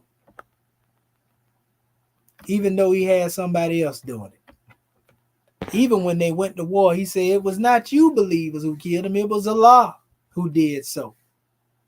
And they added that in here. The other portion up here. But it said it was Allah who did so, nor was it you, O Prophet, who threw a handful of sand at the disbelievers. But it was Allah who did so, rendering the believers a great favor. So surely Allah is all hearing and all knowing. I seen in the Bible where the Most High said that Israel, he made him his battle axe. It wasn't even Israel. It actually was another, I think it might have been, which group that was. It was dealing with a measure dealing with the Sabians and the Ethiopians. But he said that I made you my battle axe. With them, I will cut down nations. And the battle axe is synonymous with the family that the scimitar come from. So that's what the Most High doing right now. He using me as a scimitar of truth to cut down that falsehood root and branch. He using you too. He using anybody that's out here to teach the truth to our people and reveal the naught, remove all the spookism. He using you. You that scimitar, you that battle axe. So that's why I said it wasn't you, old prophet, it was Allah. All you got to do is read between the lines and telling you that man, he done told you, he's in the essence of your being. He done told you, that he become your ears and what you see. Hear your eyes and what you see. He become the hand with which you grip, leg with which you walk. So this is some real ism when we deal with Allah. It's just they don't teach it this way. Because they don't teach the grand idea that preclude the monotheism really means Allah and man at spirit level represents a oneness. To the extent that, well, if you being taught, it ain't me that's teaching you, it's Allah that's teaching you. You see, if you obtain a thing, it ain't somebody that gave it to you, it's Allah that gave it to you. That's how you got to know how to move yourself out the way. So we're not being arrogant up here, trying to exalt our throne above the stars like Lucifer. We saying that when we recognize that we one with the Creator, he utilizes us to carry out his will. Arm to the lega, arm header. Period. So get out of the spookism and get into some knowledge of self, and then you'll know how to communicate with the higher self, the Allah that's within you, and not nobody else's version of what they tell you Allah is. Allah is a name that go all the way back to ancient Kemet. I done proved this already on Sarnetta channel. You see what I'm saying? It's nothing more than the same as the name Ra. You know, being connected to nature, and Brother Asa Imhotep demonstrated the same thing. You know, give honors to that brother for, you know, his measure. You know, so you're talking about the same supreme being for the people that don't like the name Allah. If you don't like the name Allah, I guess you don't like the name of Batalah neither. You know, I guess you don't like the name the Wallaf people, our people use when they said Allah neither. I guess you don't like, you know, the Syria people who use the name Allah, because they used it in Africa prior to Muhammad. You just got to deal with it. But we ain't talking about no spook, though. That's why, like I showed you last night, it says to Allah belong the east and the west. So wheresoever you turn, you are facing towards Allah. In other words, it don't mean no matter where you go, where you turn, you facing it. Because this word represents face, the face of Allah. Wajhu. I showed that to you earlier. Wajhu. See what I'm saying? Allahi. Allahi. See what I'm saying? So it's telling you right here. So it don't matter whether you turn east or west, just like that oil we was talking about being not of the east or the west, olive oil. No matter where you turn, he present because he inside of you. Let's stop the foo-foo. And it says the same thing here. There it is again. See? It says, watch high. Watch high who. And then it says, Allahi. Wajhahu. Huh? Lillahi. There you go. So when we look at it from that standpoint there, but know whoever submit themselves to Allah. So in other words, when you conform to the will and you truly allow your body to be a vessel of the supreme reality by doing good deeds, the Most High will work through you to deliver you from your lower self. He'll work through you to deliver your people out of bondage. He'll work through you so that you become the one that's able to let them know that the supreme reality exists, that their prayers were answered. That's you, that's me. There ain't no spookism involved in that. You've been praying because you've been catching a lot of hellacious conditions. And then next thing you know, somebody show up. They teach you about everything it is that you always been wanting to know. Questions that you've been trying to answer but couldn't get the answer to it. You think that's by chance? They strike the chord with the words that ring truth. You might have just been studying this today or yesterday in the week, and he bring it to you plain, clear, and concise. That means you being guided. You rightly guided. He's working through that individual to answer your prayer. And he will work through you the same way. This is the mindset we have to start thinking in. Our salvation is at the end of our own arm, family. The Most High never taught us to worship a spook, or something that's unseen without having a reality. When you put it out there like that and wonder why you get nothing, it's because you are what you think. If you thinking in lights of a mystery, then your life will ever be a mystery. But when you put something out there, because we know prayer is when you talk to the God within the self, and meditation is when you listen to him. When you put that demonstration out there, you know, with confidence, it won't come back void. Then you can do like the great God Allah did in the creation of the Quran. He said, kun fayakun, be and it is. And you don't even have to think about it no more. You ain't doubt it because you know when you put it out there, we call it heka, in ancient Kemet, when you speak words of power, you vibrate the ethers. And when you vibrate the ethers, you know whatever you put out there gonna come back. It ain't coming back void. Words are powerful. And where you at on the emotional scale of your vibration determine whether those words will bring harm to you or those words will bring blessedness to you. I'm trying to show you where you got to be in the space of your thinking to be able to speak your success into being, to speak your liberation into being. You got the power to do that. And that's what they don't want to tell you in these secret societies. They took that from us when they took our original way of worship in the way that we demonstrated our rites, ceremonies, and forms before we were taken into bondage and slavery. And so they made us look at the supreme being as something outside of us and not something that we were connected to. And then we fell into our passions and our desires,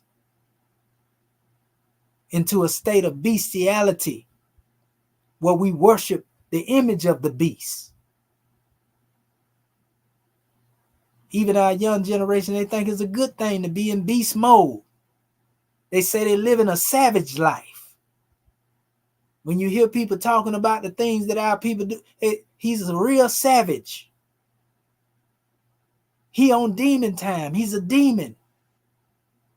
And you wonder why you in a living hell. It don't get no plainer in this family. We ain't putting on over here. I wouldn't say these things if I didn't love you. So, last but not least, this is one drawing where, Allah states that, he was the most compassionate. You see, he taught man the Quran. The ability to recite. Quran just means recitation. When we deal with our concept of Quran in the Moorish Holy Quran, the breakdown, I like our brother Freeman L gave it as knowledge, order, rhythm, astronomy, and nature. All of these things have to do with life. So the Most High created humanity, and he taught you speech. He taught you intelligence. So if it was somebody else that taught you how to speak good, it was somebody else that taught you a little knowledge, it wasn't them that taught you. It was Allah within the higher self that allowed you to be able to reciprocate, and go back and forth, so to speak, and receive what it is from the one that was given. But all the while, they couldn't give you nothing if it wasn't the will of the Most High. Like right now, everything that I said, as plain as most of it may be, if your mind is closed, it ain't my fault, but if your mind is not willing to receive it, you see, then you won't get it. The mind would never accept what it's not willing to receive.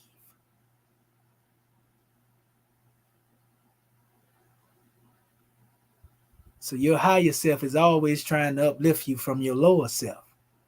But you just have to tune in and listen. So that being said, family, I'm at my last portion right here, of the measure. But yeah, y'all already know, what this special measure is. The divine anatomy of Allah will bear witness against man. Arm, leg, arm, head. So what I'm going to do right now, just in case our family want to come in here, I'm going to drop the link in here. See, we ended this one pretty quick compared to the others. So I'm going to drop this in here just in case our family want to come up here and draw a little bit. You all are welcome. It's all love, and let me see who our family is. Hold up, let me stop sharing this stuff here real quick. Get it out my way. Check my family. Okay, Born dog, want to give honors to your family. The Queen Niambi, it's been a long time, Queen. Honors to you. The brother Hunter, we give honors to you. R. Neil Bay, you know it's love. Marquise, Rodney Mizell, y'all already know we getting it in. Terrence the Great, you know, FS Drathio, you know, definitely family. It's all love. It's plain tonight though. If our people don't know, you know, this stuff is crazy, but we understand because that's the narrative that the Arabs been trying to push the whole while. You know, but trust me, family, if the Most High letting you know he nearer to you than you are to yourself, that right there should be enough to tell you everything. But I think I put enough out here tonight to remove all doubt that we ain't dealing with no spook when we talk about Allah. Not according to the way he predicted, projected himself to be in the Moorish Holy Quran and the Holy Quran. You know, spirit clothing was soul made in the form of that ain't spooky, family. That's saying that you have to take accountability and responsibility for your actions. You got to be the God man, brothers. You got to be the God woman, sisters. That's the only thing that's going to free us. If not, our ways, our works, our acts, and our deeds will surely bear witness against us. That's real talk. It don't get no plainer than that. But while y'all sitting there, if our family, you know, aren't coming in at this time, what I will do, just in case somebody want to hit the link, just give them a little time because they may be trying to find their way to their apparatus or whatever. I'm going to put a little video up here so y'all can hear my chairman demonstrate. Let me pull up the video. Actually, I'll go to my website. Okay, let me go to Moorish American Government.land. Then I'm going to go to my actual website that's connected to our government website. Let me share the screen real quick. Make sure I got everything shared when it comes to the sound. Okay. And then I'm going to go.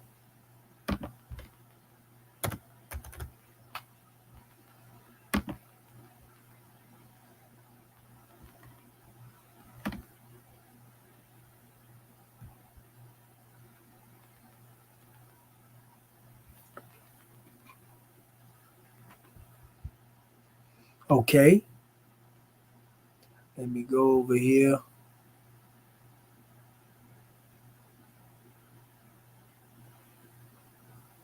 Let's see here.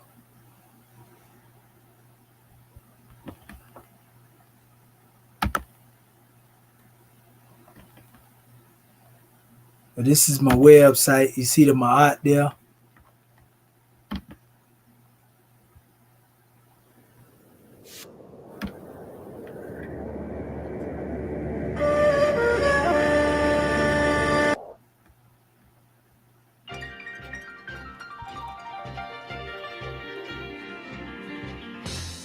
I've met many people over the years, and in my opinion, I have found that people are the same everywhere. They have the same fears, shed similar tears, dying so many years. The oppressed seem to have suffered the most in every continent, coast to coast. Now our lives are in the hands of the pusher man. We break it all down in hopes that you might understand how to. But now stop being the more market. They ain't been around for 500 years, at least. Now, why did the Moors fall into slavery? Or are not the tree and tremble before fall? They're the ones that did it. They did it to themselves. How in the world you want to enslave a God? It's impossible.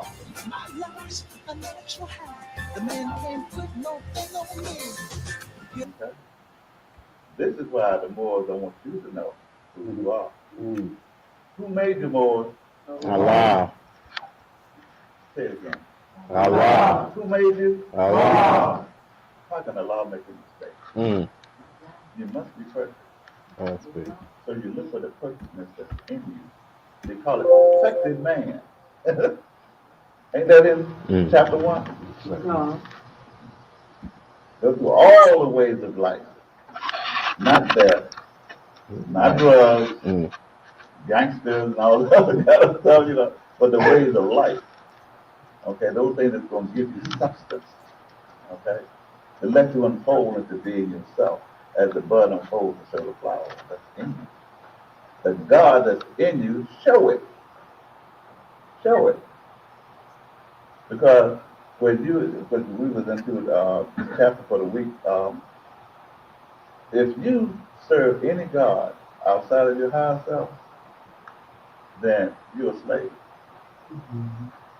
That God will enslave you, no matter who it, he, she may be. No matter. That God will enslave you. Any God that you serve outside of yourself. That was the original laws of Ma'at, from the Constitution of Ma'at. Okay? Where we taught men that men and God were one. These are very ancient lessons. It's nothing new. All right? And when you see that 5-point open star, honor it more because this is yours. Do you know how long? It's been thousands of years since that star has been around. So we could demonstrate it. The star, it ain't nothing but a circle. When you put the pen down, you don't pick it up no more until the circle is complete. And that's the only star you can do that with. You put the pen down, you don't pick it up no more until it's complete. Okay, all 5 pentagrams, it's open and means it's infinite. It has no boundaries, no jurisdiction. Okay? The closed star, brothers, sisters, beware of the closed star. Wherever you see it, it's got boundaries. It's got jurisdiction. It's got limitations. The United States flag got 50 of them. And they better not cross into one another. Technically, they got no business up in Massachusetts. Okay? Because it's a closed star. Dallas Cowboys don't mess with, you understand? It's a closed star. Okay? But the 5-point open star, that's ours. Okay? It represents the God in you, the perfection in you. And also, it's sent on to our sister grantee, for the Romeo John L. For the great work you Moors have done, I want to say much honor because, and especially to the divine ministers and the Swift angels. I don't know if all of you are familiar with the Swift angels now, but we got a story to tell about this Swift angel. It's a good story though. But every nation, every government has its form of Swift angels. All right. If they was in Japan, it'd be called ninjas. Okay. These are those who love their principles and laws so much that they're willing to stand for what it is that they represent. Without ever giving a will. They're angels. An angel has it. They don't have a real strong will. They can't just do anything they feel like they want to do. It don't mean that they're weak. It means they're strong in where they stand. Okay? What are angels used for? Carry a message to the four corners of the world to all They carry nations. messages. Okay? They carry messages. And they're going to carry that message correctly and exact and on time. Okay? No matter who or what, nothing gets in the way of an angel and that message. They're going to deliver that message. Okay? Noble Ali is what? An angel of Allah who is sent to bring us the everlasting gospel. Now, he didn't miss. We wouldn't be here today. You're not here today because of today. You're not here today because you're here the morning recognized. You're here because Ali said Islam. you asked to be here. Love called you here. Islam. If you didn't have love for your prophet, love for your people, you wouldn't be here. Islam. So with that in mind, I want to extend much honor to you. Okay? we're going to have a meeting tonight. It's not going to be that formal because we got a lot of work to do tomorrow. And believe me, when I say work, we got work to do tomorrow. Okay, as well as Sunday, participating in the coming of several organizations and groups, NGOs we call them. Uh, those of you who may not have had the opportunity to meet with the different entities, like the World Service Organization, we'll have an opportunity tomorrow. The advantage of the World Service Organization is it is the only entity in the world that has the authorization to make up passports, visas, birth certificates, all kinds of credentials and things that which are supported by 186 countries, including the United States and Canada. Okay? With this kind of power, then the Moors themselves are beginning to exercise their sovereignty to do likewise. We will also be having our own passports with our visa, but also will be recognized by the nation of the earth. We got one more hurdle to cross, one more road to travel, and we will be recognized by the nation of the earth. This is our purpose. Okay? Praise Allah. We're not here to jump anybody. We're here to open the door, and we talking about when we open the door, we're gonna kick it in so bad it ain't gonna never close. Okay. Noble Ali, he had two doors when he came. Some smart aleck took away the second door.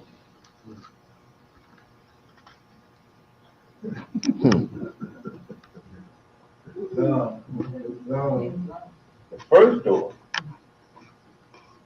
came in Negroes, blacks and colored, to find out that they were not Negroes, black and colored, but they were Moorish Americans. And they learned because they were taught how to be Moorish Americans. And they were not Negroes, black and colored. Okay? They learned who the forefathers were and who they were today. Okay? Islam. That was the door that came in because they didn't have anywhere. They didn't know nowhere to go. All right? You must remember that had it not been for Noble Ali, you wouldn't be here. You wouldn't know from nothing. Because you think somebody else is going to, well, maybe Willie Lynch is going to teach you who you are. What do you think? Okay? So it takes Noble Ali, it takes one from amongst us to teach us. And you know, we're the last people on earth that want to listen to us. The master didn't say so. We want the approval of a former master in order to hear our own people. But those who are here now, they heard Noble Ali. Okay? That second door, out from that door came the guys of the nation. Okay? Everybody else still in Sunday school. Okay? Nothing wrong with Sunday school because they're still learning. But the guys of the nation got responsibility. Islam. Men is after, but how many of you ever know that butt in Act 6? Anybody? Where's the butt? It's a big old big butt. Right there in the middle of Act 6 is a butt. B-U-T. Now, you brothers, y'all know about that butt. But you know, if your woman ever tell you, yeah, babe, I love your butt. Now, you know you're in trouble already, right? Islam. The minute she say butt, you know, whatever she said before then, and before the butt, it's not going to be superseded, but whatever comes after the butt. But this is a new era time now. Islam. There were members before the butt, now they're men. Men can do things that members can't even find. See the difference? It's right there in Act 6. How many of you ever studied it, ever looked at the butt? Not that butt. I'm kidding. Islam. Okay? See, when you take the spirit of a thing, look what you got, okay? But look at the men, the difference between men and members. It's right there in that state. Okay? Once you become a man, then you want to be recognized by the nature of the person. Once you become a man. Okay? You want to do the things that other nations do. You want to be able to make contributions like other nations make. Okay? It ain't going to do us no good going to the Olympics because somebody else going to get the glory. What good is it going to do us to win wars? Someone else going to get the fame and the honor. What good is it going to do you do anything? Because someone else is going to get the credit. Why? Because you're not a government. You're not a nation of people. So therefore, someone else is going to use you up like a rolling stone. Okay? And you know what to do with God. I ain't got to say. Okay? But that's what you got to show for your actions over the last 500 years. Okay? Who has got the credit? And what did you have to start? All right? Noble Ali came and gave you the way to dress. He gave you the way to look. He gave you the words in your mouth to speak. Your own words, you know. Oh, by the way, let me say this because something recently happened. More was complaining about the word blessed. I don't know how many saw it on the emails and Facebook and what have you, but they were complaining about the word blessing. The etymology of the word blessing had a lot of negative things about it, you know, so forth. Which is okay, because the English language is not all that number. It's on the back of the language on the planet. But nevertheless, all of the prophets use the word blessing. Okay? So be careful of how you take away something and you cannot replace it with something of equal or greater value. Wow. So what word are you going to use if you can't use blessing? What do you have when you don't have a blessing? Okay? There's nothing wrong with taking away Negro, black, and colored and all you replace it with North America. See what I'm saying? Equal or greater value. But if you're going to take away a word, the essence of the word, then be able to replace it with something of equal or greater value. That's just consciousness. Okay? So I want to encourage everyone to please come forward and participate with us tomorrow. Before I speak with the grandchief, the sister grandchief, I want to give a special honor to Mother Gladys Hill from Atlanta, Georgia, and helping us over a great manifestation today. That's wow. She come all the way with the God child, driving it all the way up here, you know, so give honor. Thank you, sister, for being such a great blessing helping the Lord. We need this real good. All right. And also, Samuel. Samuel, that's the host right there. Okay. Great birthday. Birthday, brother. Both of them celebrate birthday. Okay. And those of you who haven't had a chance to sign their cards, please do so quickly. Or at least give them a hug or something. So they had to go through something to get where they at. That's So I want to say my honor to them.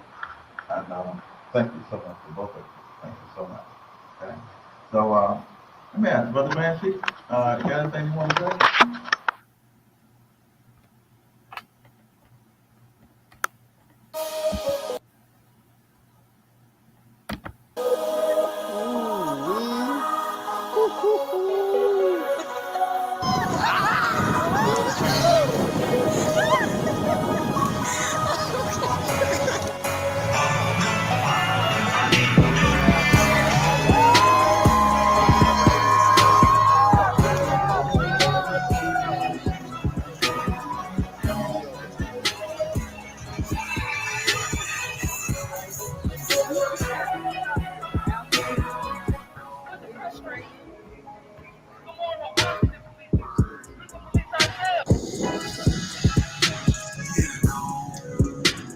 This is Sunday, easy like Sunday morning.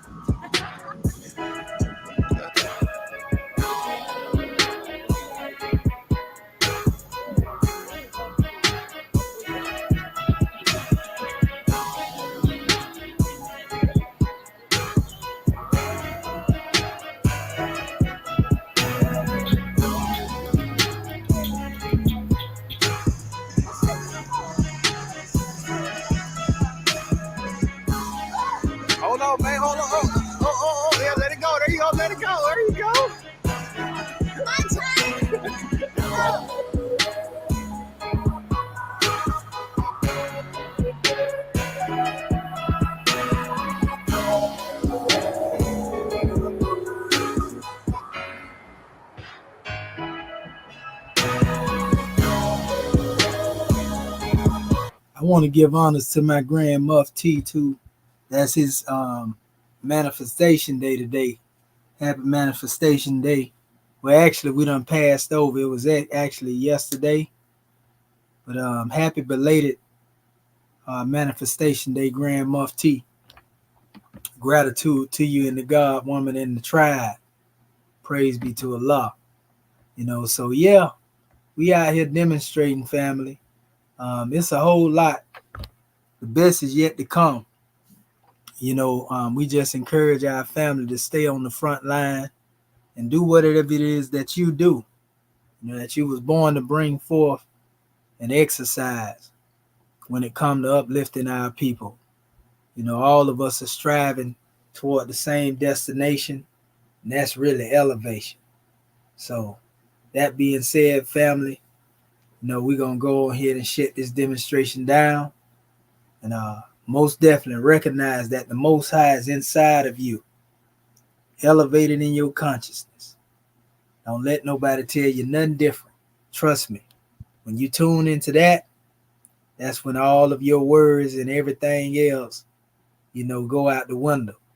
And you'll be able to change your condition instead of waiting, for somebody else to change it for you. So that being said, peace, love, and law at all costs. Gratitude, Uncle Jet Sanel. Life, health, and prosperity be upon you all. And we're going to leave, by putting a grand drawing up here with a Moorish trike. So let me load something up in the queue. Y'all already know we got to bring some good Moorish music before we go on the way out. On a drawing like this right here, I always have to go into dealing with one of the greatest tracks that I ever produced. This one right here, I done had people tell me it brought tears to their eyes. But I definitely poured my soul into this one.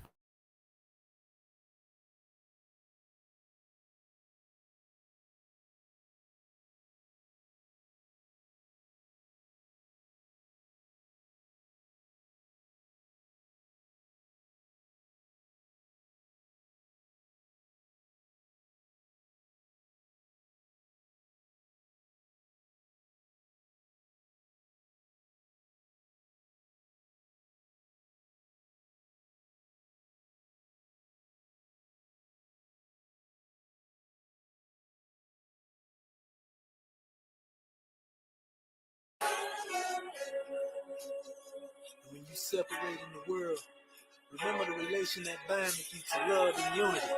And prefer not a stranger before thy own blood. Moorish Cosa Nostra, industrious sex. I cracked the code of Da Vinci, these are actual facts. Angels and demons, Illuminati and Judas goats. Elite minds of our own who turn cutthroat. Espionage and betrayal, 30 pieces of silver.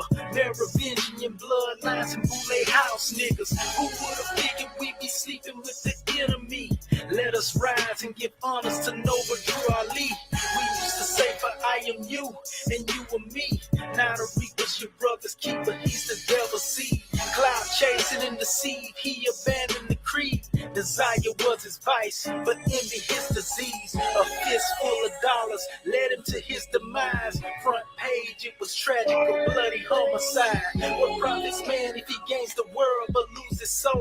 Feel the wrath of Allah, he was struck sevenfold. Moorish times, we span time 700 years. Principalities, world powers, diamond chandeliers, sheiks and emirs, black turbans and scimitars. Allah's will, we prevail as one under God. Moorish times, we span time 700 years. Principalities, world powers, diamond chandeliers, sheiks and emirs, black turbans and scimitars. Allah's will, we prevail as one under God. The seat of power lacks dominion when sultans depart, but immortal virtues shall remain within the people's hearts. True successes are often overlooked and crucified. Sheikh Emilia did his best to exercise his fire.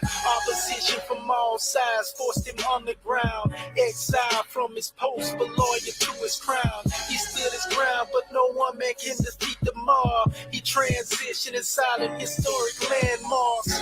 We came as we are, and we are as we came. We came, saw, and we conquered. MAG shall remain. These are divine instructions. Let us unite the nations. Heavenly mandates, self-determination, treaties, consortiums, covenants, holy and divine. Social duties and obligations, proclamation sign. Theocratic, supreme laws, organic design. Creative, they deliver justice in due time. You raise up cowards, you raise up imbeciles, you raise up good for nothings. If you cannot do what other nations have done, what other races have done, then you had better die. Can we do it? We can do it. Because any leadership that teaches you to depend upon another race is a leadership that will enslave you. Let me say that again. Any leadership that teaches you to depend upon another race is a leadership that will enslave you. They gave leadership to our foreparents, and that leadership made them slaves. But we decided to find a leadership of our own to make ourselves free men. Babylon did it. Assyria did it. France under Napoleon did it. Britain under William Pitt, Earl of Chatham did it. America under George Washington did it. Africa with 400 million black people can do it. If you cannot do it, if you are not prepared to do it, then you had better die.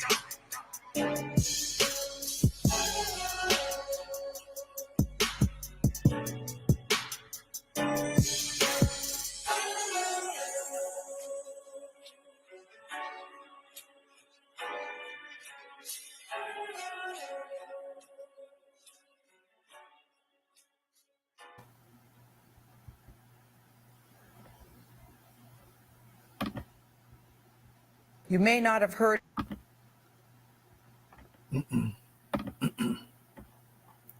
Yeah, family, we just say peace and love to you. And y'all already know it's all love, man. We're going to keep bringing the truth to you. And we'll see you in a couple of hours, so to speak, with maybe another late night library session. But hopefully this right here brought clarity to the hearts and minds of our people, you know, about the supreme being, whatever they may call him by, you know, but just know the signature of the supreme reality is written in your essence. With that being said, Shimo Tepu, Ankwa Jetsaner, light, health, and prosperity be upon you all. The peace of the ancestors I offer to you. All right, family. Peace and love.